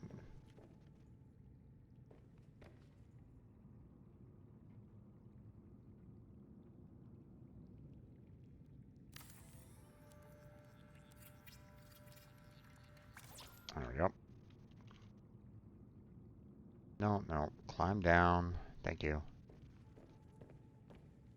Okay, let's go grab our supplies for the external grow bed here, and we'll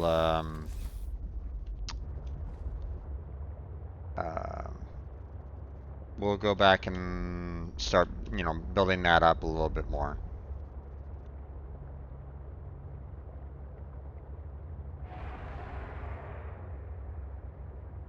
I still have some lube in the Delta scanner base right at this moment in time, so I'll just grab that for the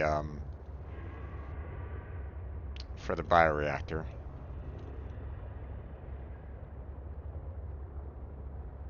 I'll probably want to grab some of the seeds for like the well, I mean, I only need the peppers for actual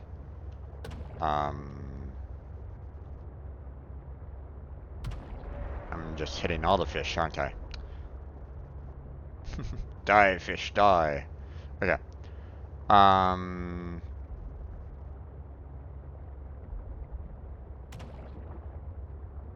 Let's see. I want to get seeds from the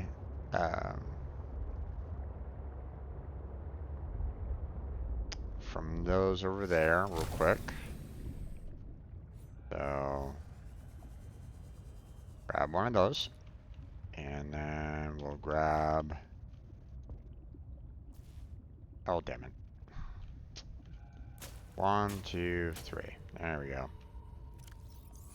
And I just didn't want that. Put that back there. I was trying to hit the right click, but it wasn't activating for some reason. I guess I was just a little too close. Welcome aboard, Captain. So, I already have all these peppers in the other locations, so I can use those to power up the, you know, I can use that to power up the bioreactor. So, let's see, what else? You know what? I think that'll be good for right now. I'll go ahead and, you know, let's head on over. Let's head on back over there. We'll get the plants growing, seeds planted. We'll get the bioreactor just, you know, working. We'll put those you know, the thermal seeds in, or the pepper plants.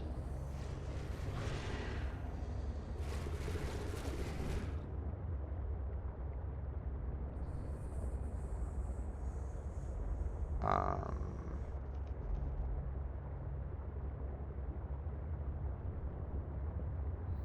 I also want to build up the penguin.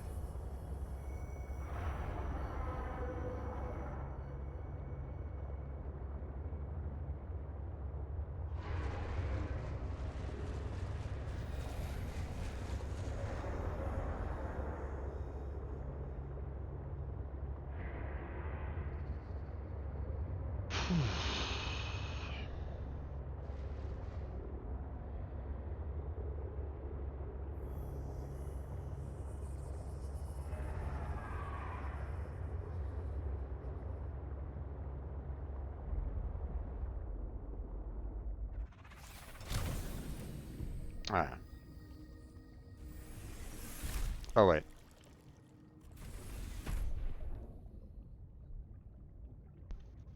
Let's go ahead and put these guys in there. There we go.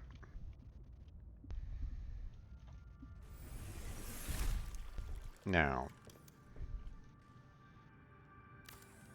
finish constructing that. Yeah, we have all these guys here, so I don't know how many this will take.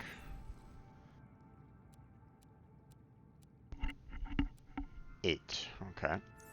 Let's go ahead and set that up. There we go.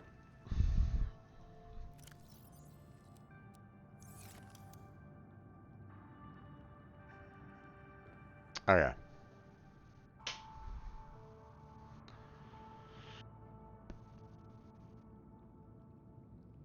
The power should be like climbing big time right at this moment in time.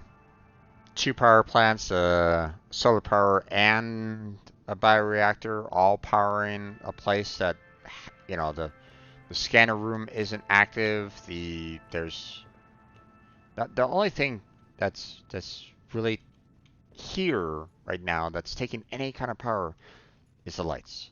So it's ridiculous, man. I don't know what the hell they did. Okay. Okay, so we still have the penguin over there.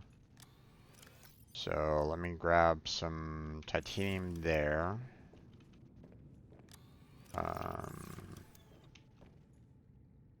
Let's grab the battery there so we can actually build the penguin. There we go. Without spy penguins, scientists may have never discovered that penguins incubate their eggs in small cave burrows, often alongside thermal lily roots. Okay. Let's see. Okay, so now that I have the spy penguin done, I want to build the power cell charger here. but that would require a lot of the, you know, compute, and that would require a computer chip. So,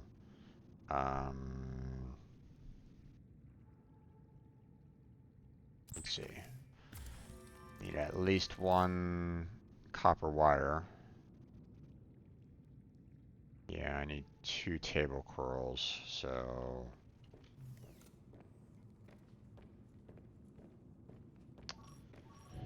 I don't know if there's any table coils nearby.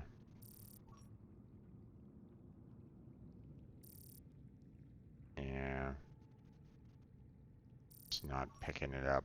And it's not picking any up here. Okay, well, back to the other place.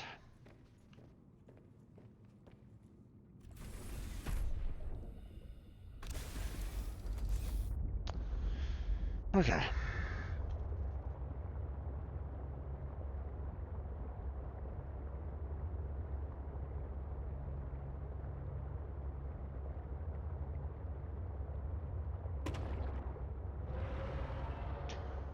Oh boy. Okay. Got about 10 more minutes there, folks. And then we'll call it a night. Um, Hopefully by next week, when um, um, when we have this, you know, when we come back to below zero, I'm hoping that they're gonna reset the power output of the basically everything. Um, Especially for the thermal plant. At least I'm hoping.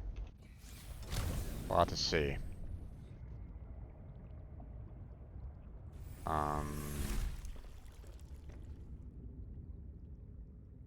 Otherwise, I don't really even know what I'm gonna even consider doing. Um, Especially if I have to go, like, you know, in the original game, you go really deep, you know, in the water, 1,400 meters down, into an active volcano.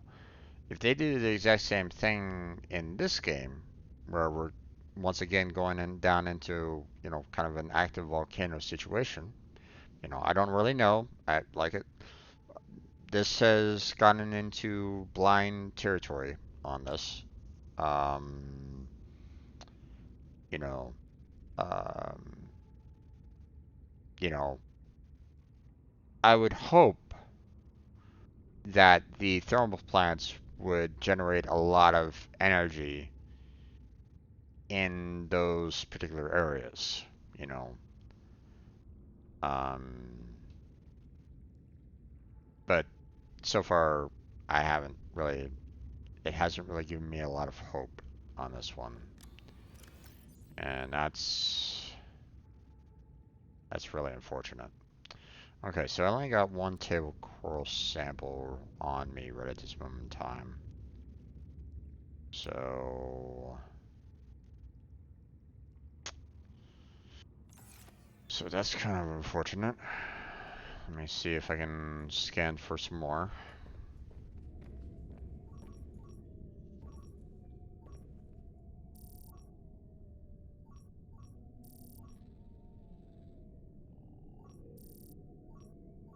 There we go.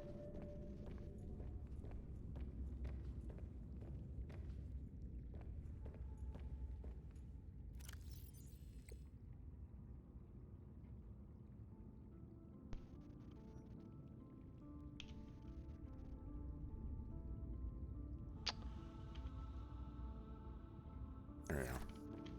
Wanted to kind of reset my Oh, hi there.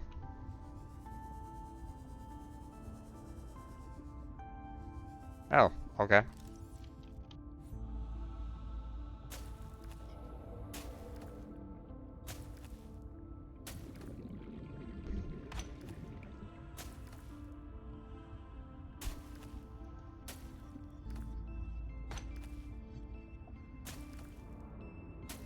There we go.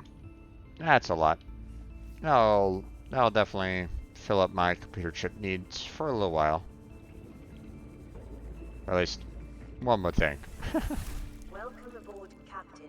Okay, so computer chip. Okay.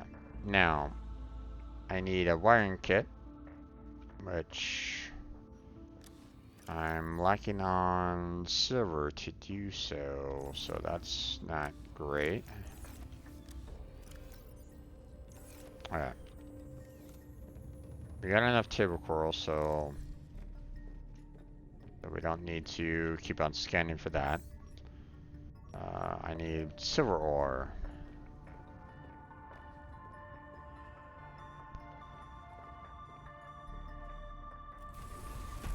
Okay, let's see. Normally it highlights one like instantaneously, but ooh,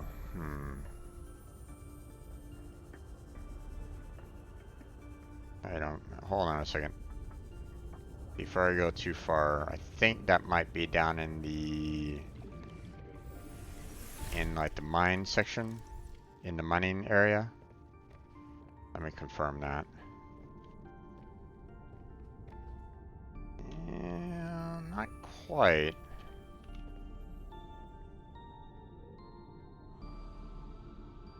We have this over here that has some pathways down.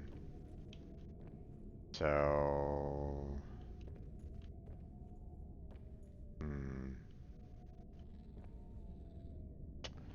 fortunately, I don't really have a spare camera on me right at the moment.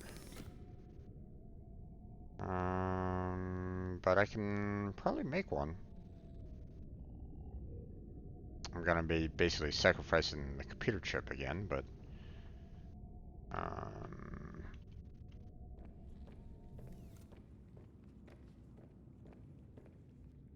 so let's see. Hold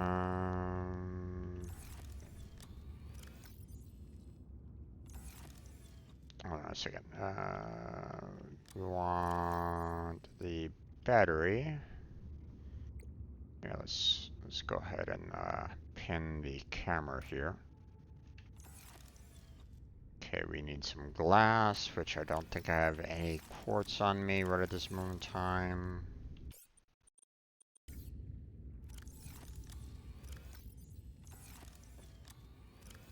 Yeah.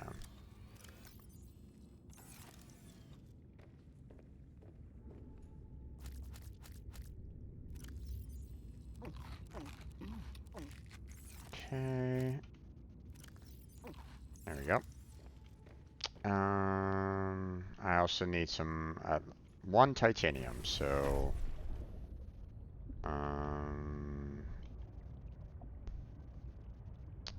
okay, it is only showing me a single silver ore, which typically tells me that it's a like a large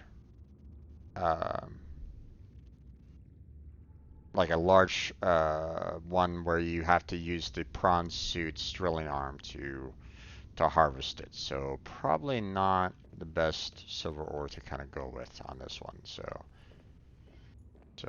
for right now, let's go ahead and cancel that. I want to switch on over to quartz. Grab 2 so that I can make some glass, and then we'll find some limestone along the way somewhere.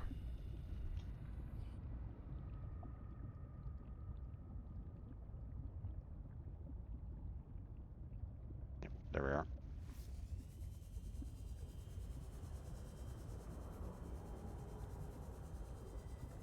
There's one.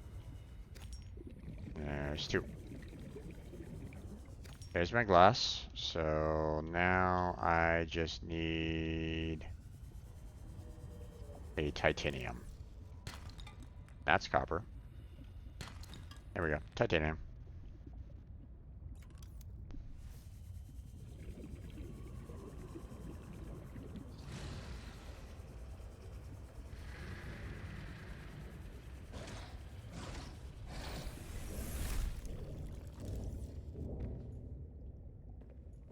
Alright. Oh, wait. I need to transform the quartz into glass. There we go. Now we're gonna go up there and build ourselves a camera.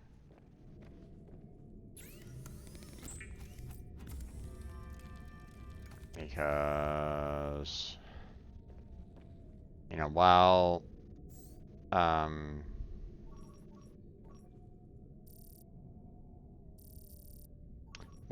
you know, this silver ore is in a really odd spot, you know, in the sense that it's like right there. I'm kind of curious about how to kind of get into these locations that are over like here. That's kind of leading there. I'm not quite sure, you know, how to like get down into those particular tunnels for the most part. So I want to use the camera to kind of get there, so.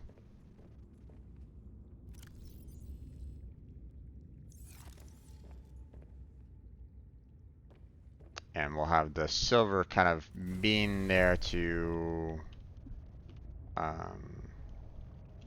as a like a, you know, place to kind of, as like a waypoint to kind of look for. So.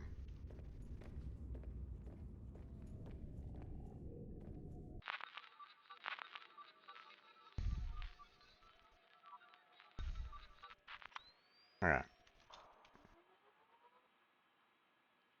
So it's over there.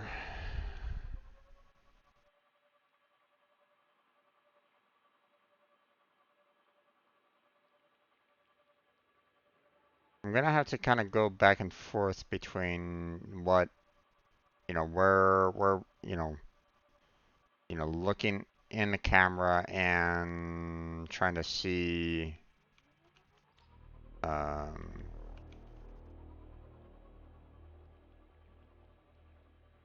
see if I can find like the cave.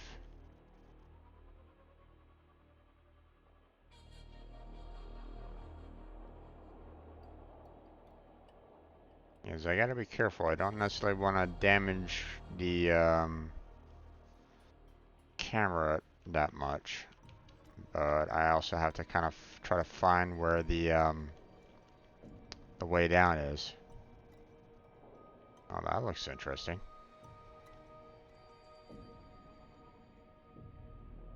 Hmm.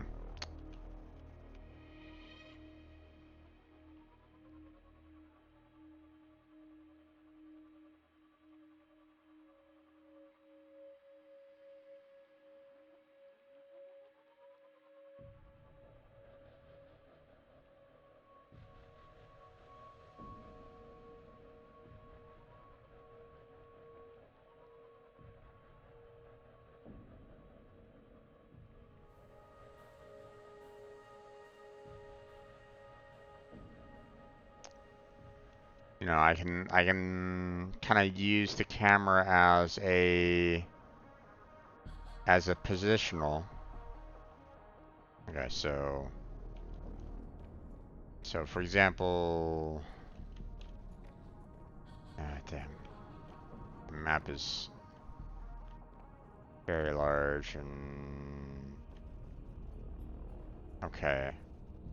Okay, so camera 2 is a little off base here. So based off of where it's located at, it's gonna have to kind of go back towards the you know, the camera in almost a straight line. So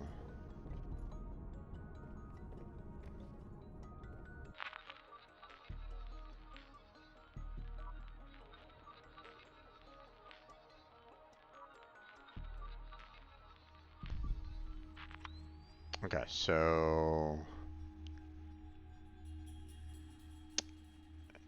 and the entrance was over here somewhere.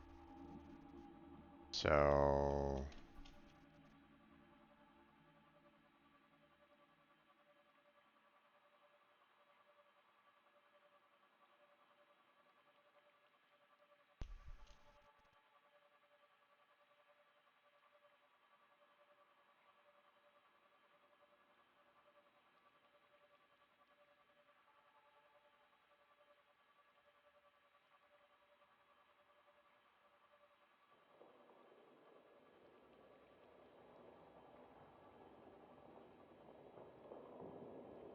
okay, hold on. Let me see, where is the camera? Okay, so the camera is in the right location per se, but it's gonna need to, I see like a little fork in the road there, so it's gonna have to kind of make a like a left-hand turn.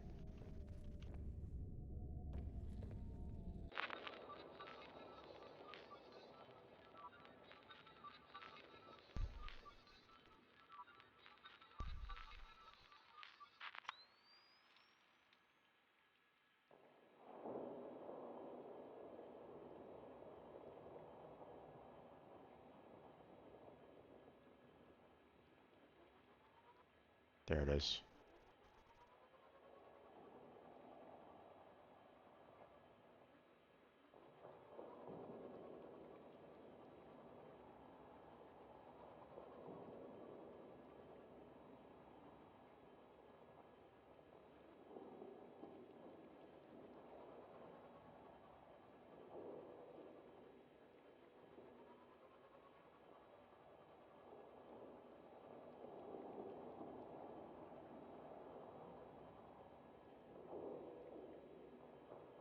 Oops. Let's not put our camera into like extreme heat situations to where it might get damaged, so.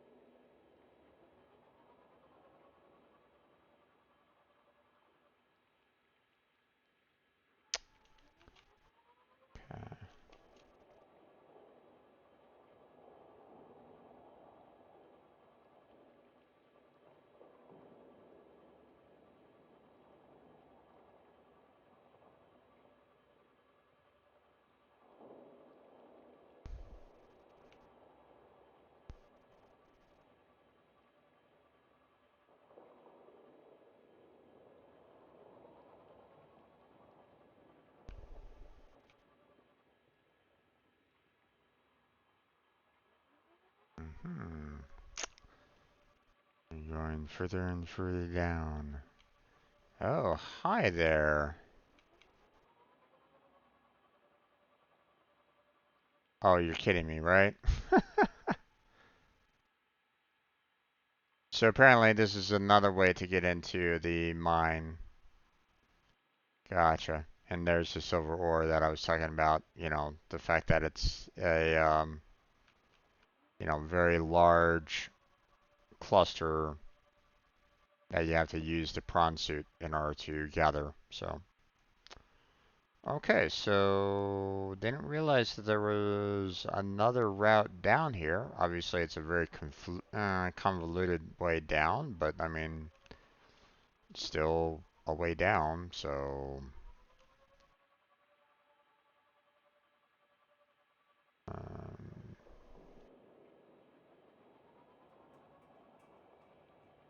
You know what, we're gonna just go ahead and bring the camera back to base then, because there's really nothing that worthwhile here for the most part. So, I mean, obviously, as you can see, there's like a lot of resources. You know, I won't say, you know, hey, this, you know, it's completely devoid of resources. No, that's not the case. But, um,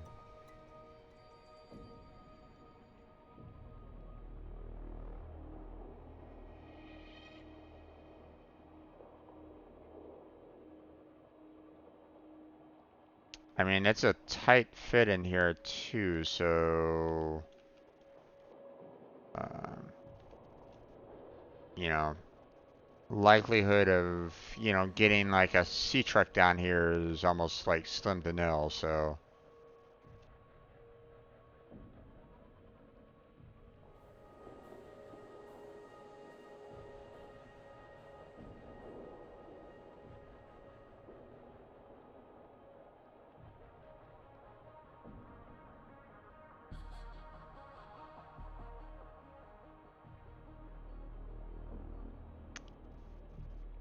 Just kind of going in and out of all that though.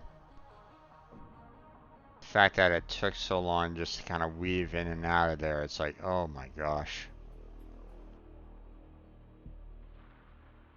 Okay, the other thing that I was kind of curious about was the, um, were those, you know, other parts that were like over here. I want to see what they were.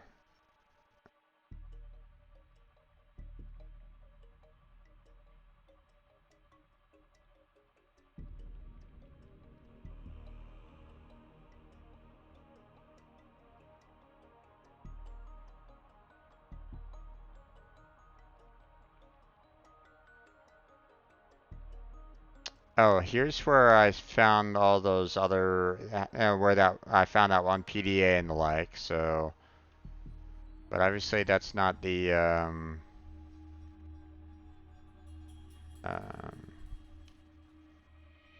you know, obviously we're not any, you know, we have to find that one spot with the one very aggressive mob boss there. Kind of curious about him.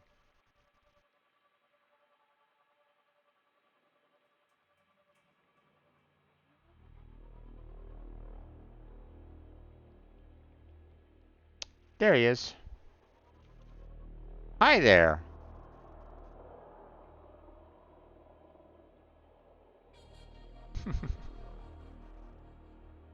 Thankfully, they're not like aggro on like the camera, so I'm kind of thankful for that.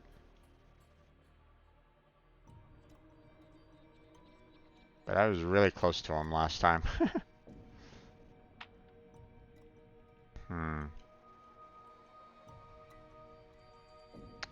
Okay, so it looks like there's some sea truck parts down here.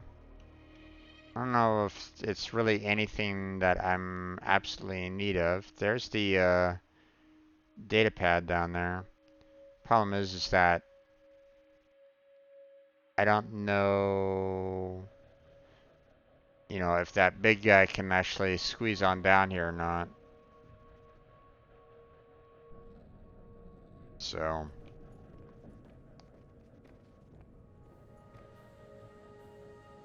okay, well, that's where we're gonna go ahead and end it here at this point there, folks.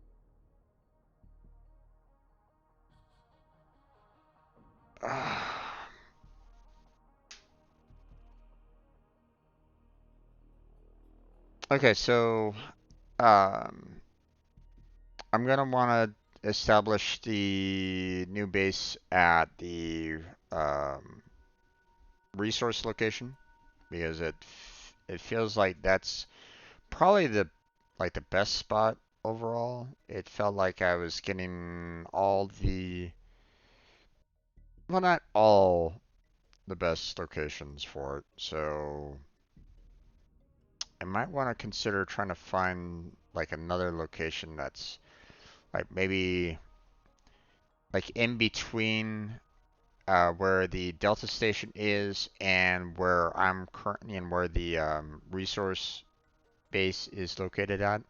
Kind of like right in the center there, just so I can still scan in the um, uh,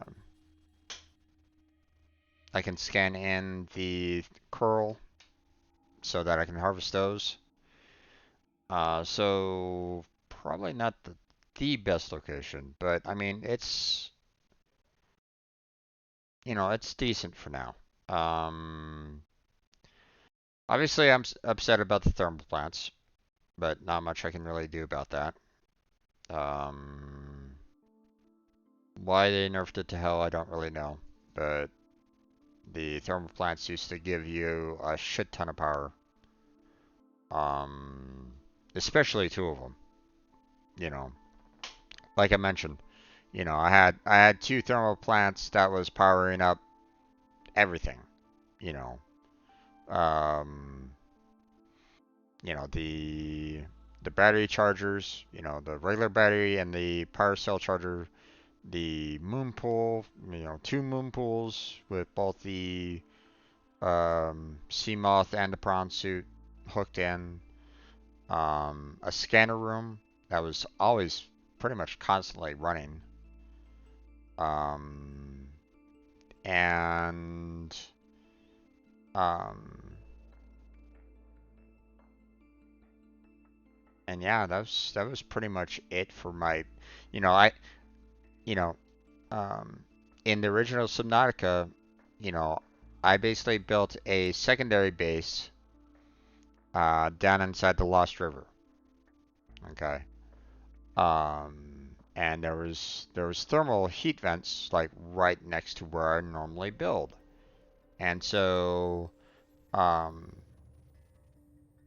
you know, the, you know, normally one is okay. It handles quite a bit. It handled quite a bit, but normally two was just it handled everything. You know, I didn't need to worry about any of my power consumptions whatsoever. So the fact that um, below zero is struggling with that is really soured me to the game. I'm sorry. Um, um,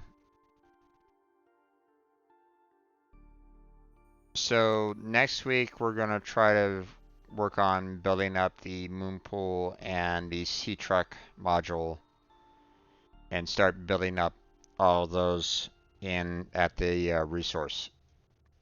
Um, I'll see about maybe like putting like two moon pools side by side so that if they do ever give me a sea moth um, in this particular expansion, I mean they should. Sea moth was a um, um, common sub for Altera, so sure, Sea-Trek was able to transfer, everything around, but I mean, Seamoth was, their flagship sub, according to their wiki, right? In the original. So, um, so you would think that there would be at least some Seamoth fragments out there. I don't know. We'll see. If they don't have it, then oh well. I'll deal with the sea truck then. I'm not really that happy with the speed of the sea truck, but I mean, like I said, I'll deal with it. Um, I'll hope that the sea truck has some form of defense system to it, because otherwise, it's. I mean, if the slowest um sea predators can catch up to it, then I would hate to see what a full-size Leviathan can do to it. So, um, hence another reason why I'm thinking I'll definitely need a prawn suit with a grapple arm to handle my exploration needs at this time, because Sea Truck isn't really doing it right at this time. But we'll see. We'll see what we can do on that. So next week is probably just going to be like just a straight up build session. Um, I'll see about maybe getting myself a prawn suit so that I can go explore where Maida went to. Um, without too much concern. Um, and with the prawn suit, I should probably be able to explore everything else. So next week is probably just gonna be like another like major build session. Um, I mean, I have a lot of titanium in the resource location right now, so I shouldn't be hurting for that for the time being. Um, and of course, I'll scan for all the other resources that I need. I'm worried about power consumption right now, which I really shouldn't. Um, so, um,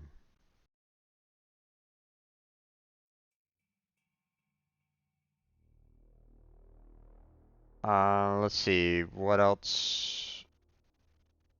Subnautica got my bug list already, so there's no need for me to kind of beat that horse any more than it's already been beaten. So, um, let's see, anything else that I can talk about on this? I have to build the control for the penguin, and from what I understand, I can use it to go and gather stuff. And so that might allow for me to go and get the fur to allow for me to build a cold suit. So um that's probably on the list of everything that's going to happen next week as well. So build a control and then instruct the penguin to go out and gather up items. So if it can only gather one item at a time, then it's going to be like. Now, don't get me wrong, okay? It's a small drone, okay? So I'm gonna assume that it's gonna only take one. It can only pick up one item at a time. If it can pick up more, then I'm gonna be happy. But most likely, it's probably gonna only be able to like pick up one thing. So, yeah. Um, or I'm suspecting. Um, we'll see what happens on that. Now, if it can pick up enough along the lines of, say, like the storage for a sea moth, then that would be awesome. Um, it'd be kind of awesome if you can actually put the sea moth storage module um, on the penguin, give it some extra storage that way. But kind of doubt that would be possible. Um, So storyline, yeah, I know I didn't get anywhere today on that. Um, still have all the locations to kind of go to, meta to find, so on and so forth, right? So um, I'm just not that comfortable with the sea truck at this point. Um, it's just too slow as a viable mode of transportation at this juncture. So I'm really wishing for a sea moth. um, but we'll have to work on like upgrading the sea truck, building the prawn suit, upgrading the prawn suit, getting the drill armor on the prawn suit, all that jazz. So I mean, I'm probably gonna be doing like a full build session next week. Um, uh, so yeah, probably not gonna do any. I don't normally do any kind of like resource grinding. I know some people like to do that offline, but I don't really want to because um, if I find something like special out there, what am I gonna do? You know, this is a brand new game for me, so I don't know where every single little tidbit is out there. So I don't want to go out to like a new location and suddenly find a PDA that's like sitting right there that explains the entire thing or something like that. You know, um, I don't necessarily want to have that happening off stream. So, um, I have the scanner room true, and I have the HUD chip now, um, so I don't necessarily need to worry too much about um, like looking in the wrong spot because it's scanner room basically pinpoints it for you. But I'm just I'm just saying I don't normally like doing a resource gathering offline. So I'd rather everybody knows, where I'm going, how I'm grabbing things, and so on and so forth. So, but that's it. That's where we're gonna go ahead and call it for today. So, um, all these streams, all these videos are eventually uploaded to my YouTube channel. So feel free to check that out if you like. Got a link down below on my Twitch about page for that. I also have links to my Discord, my Patreon, and my Twitter account down below on my Twitch bell page, as well as in the description of my YouTube videos. So feel free to check those out if you're interested. Um, I have a stream team. Um, I've built a stream team. It's not an official Twitch team, so I need a partner for that, but no partners yet. Um, and the team is all about helping out everybody on the team. If you're a streamer, there's subgroups designed to help you out. If you're not a streamer, I have subgroups to help you out as well. Okay, we're looking for everybody and anybody to come on in. Um, the streamer sub teams are all about trying to promote the streamer, what they do, how they go about doing it. Promoting their channel, promoting any charities, any collabs, any tournaments that they might do. Sky's the limit, right? Um, for anybody that is not a streamer, then we support them in if they want to decide to become a streamer, we'll help them on building that up. Providing them all the resources that we know of to help them, um, start up as a streamer. What resources to look for, the bots and so on and so forth, right? Um, and if people don't want to be a streamer, maybe they want to be a moderator, maybe they're an artist that wants to commission out their art. Maybe they're a musician that wants to commission out their music. Um, those are available as well. So, um, I just want to give everybody the, possibilities of growth in the team. Um, you know, I basically ask people to, if they can donate like an hour of their time every week to help out in some fashion or another, you know, um, then that helps everybody that they, you know, um, whomever they help out is going to be benefiting them. So, if you're spending 1 hour and like, for example, right now, okay, it's just me and three others, okay, um, at this time. Okay, I would love to see it grow. Um, but I mean, if you can spend like 15 minutes for the four of us, basically, then that's 15 minutes of word of mouth promotion and the like out to others. So imagine that like across a large group. You know, a lot of people in the team. So that could be very beneficial for everybody involved. I'm just looking for like-minded people that want to join the channel and join the team and help out. You know, um, I promote everybody that I have on my team as often as I can.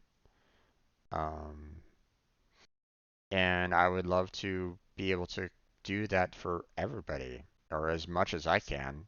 You know, um, and I try to get prepare tools for others to use. So don't feel like you're gonna be coming in and being by yourself. Okay, we're meant to assist each other. You know, in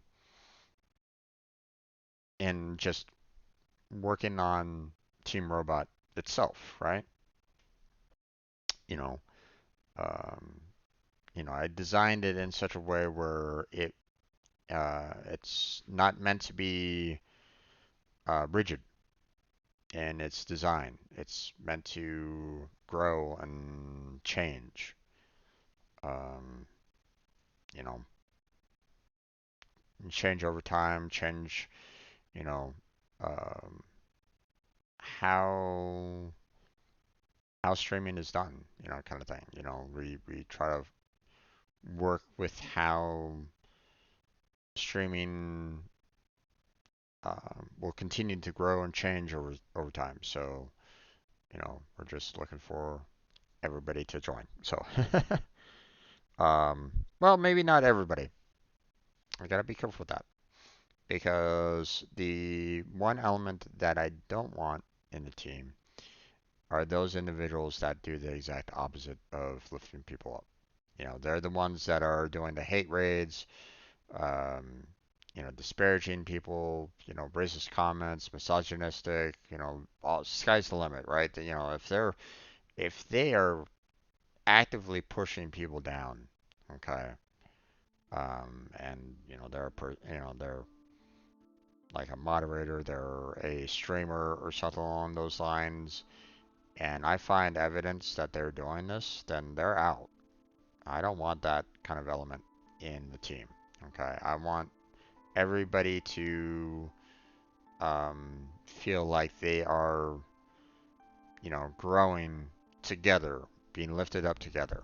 So, that's the team in a nutshell. There's more on the Google document that I made, so feel free to check that out if you like. There's a link to it on the application page itself. So, and again, the application is down below on my Twitch About page, as well as in the description of my latest YouTube videos. So check out that application, fill it out, send it in. I'll review it, and if everything looks good, then you'll be getting an email from me. So, but that's it. That's where we're going to go ahead and close on down for the night. So, I want to thank Egg Dog Channel for stepping on by and giving me a follow. Appreciate it there, bud. Hopefully, I provided some amount of entertainment to you. Um, you know, um, didn't really have any other chatters tonight, but that's okay. That's okay. If you saw the link to my brother's Twitch channel, then go and give him a follow. I would greatly appreciate it, and so would he, of course. Um, let's see. Yeah, and for anybody that was just kind of lurking in the background, then I appreciate you being there, being a lurker, you know, enjoying the content, and just, you know, having a relaxing time. Or at least trying to. I hope my ranting didn't really irritate you on that. Okay. But that's it. That's where we're going to go ahead and close it. So, thank you very much for watching. I appreciate it. Hopefully, I catch you next time. But until then, take care. Have a good night. Stay healthy. Stay safe. And I'll catch you strangers next time.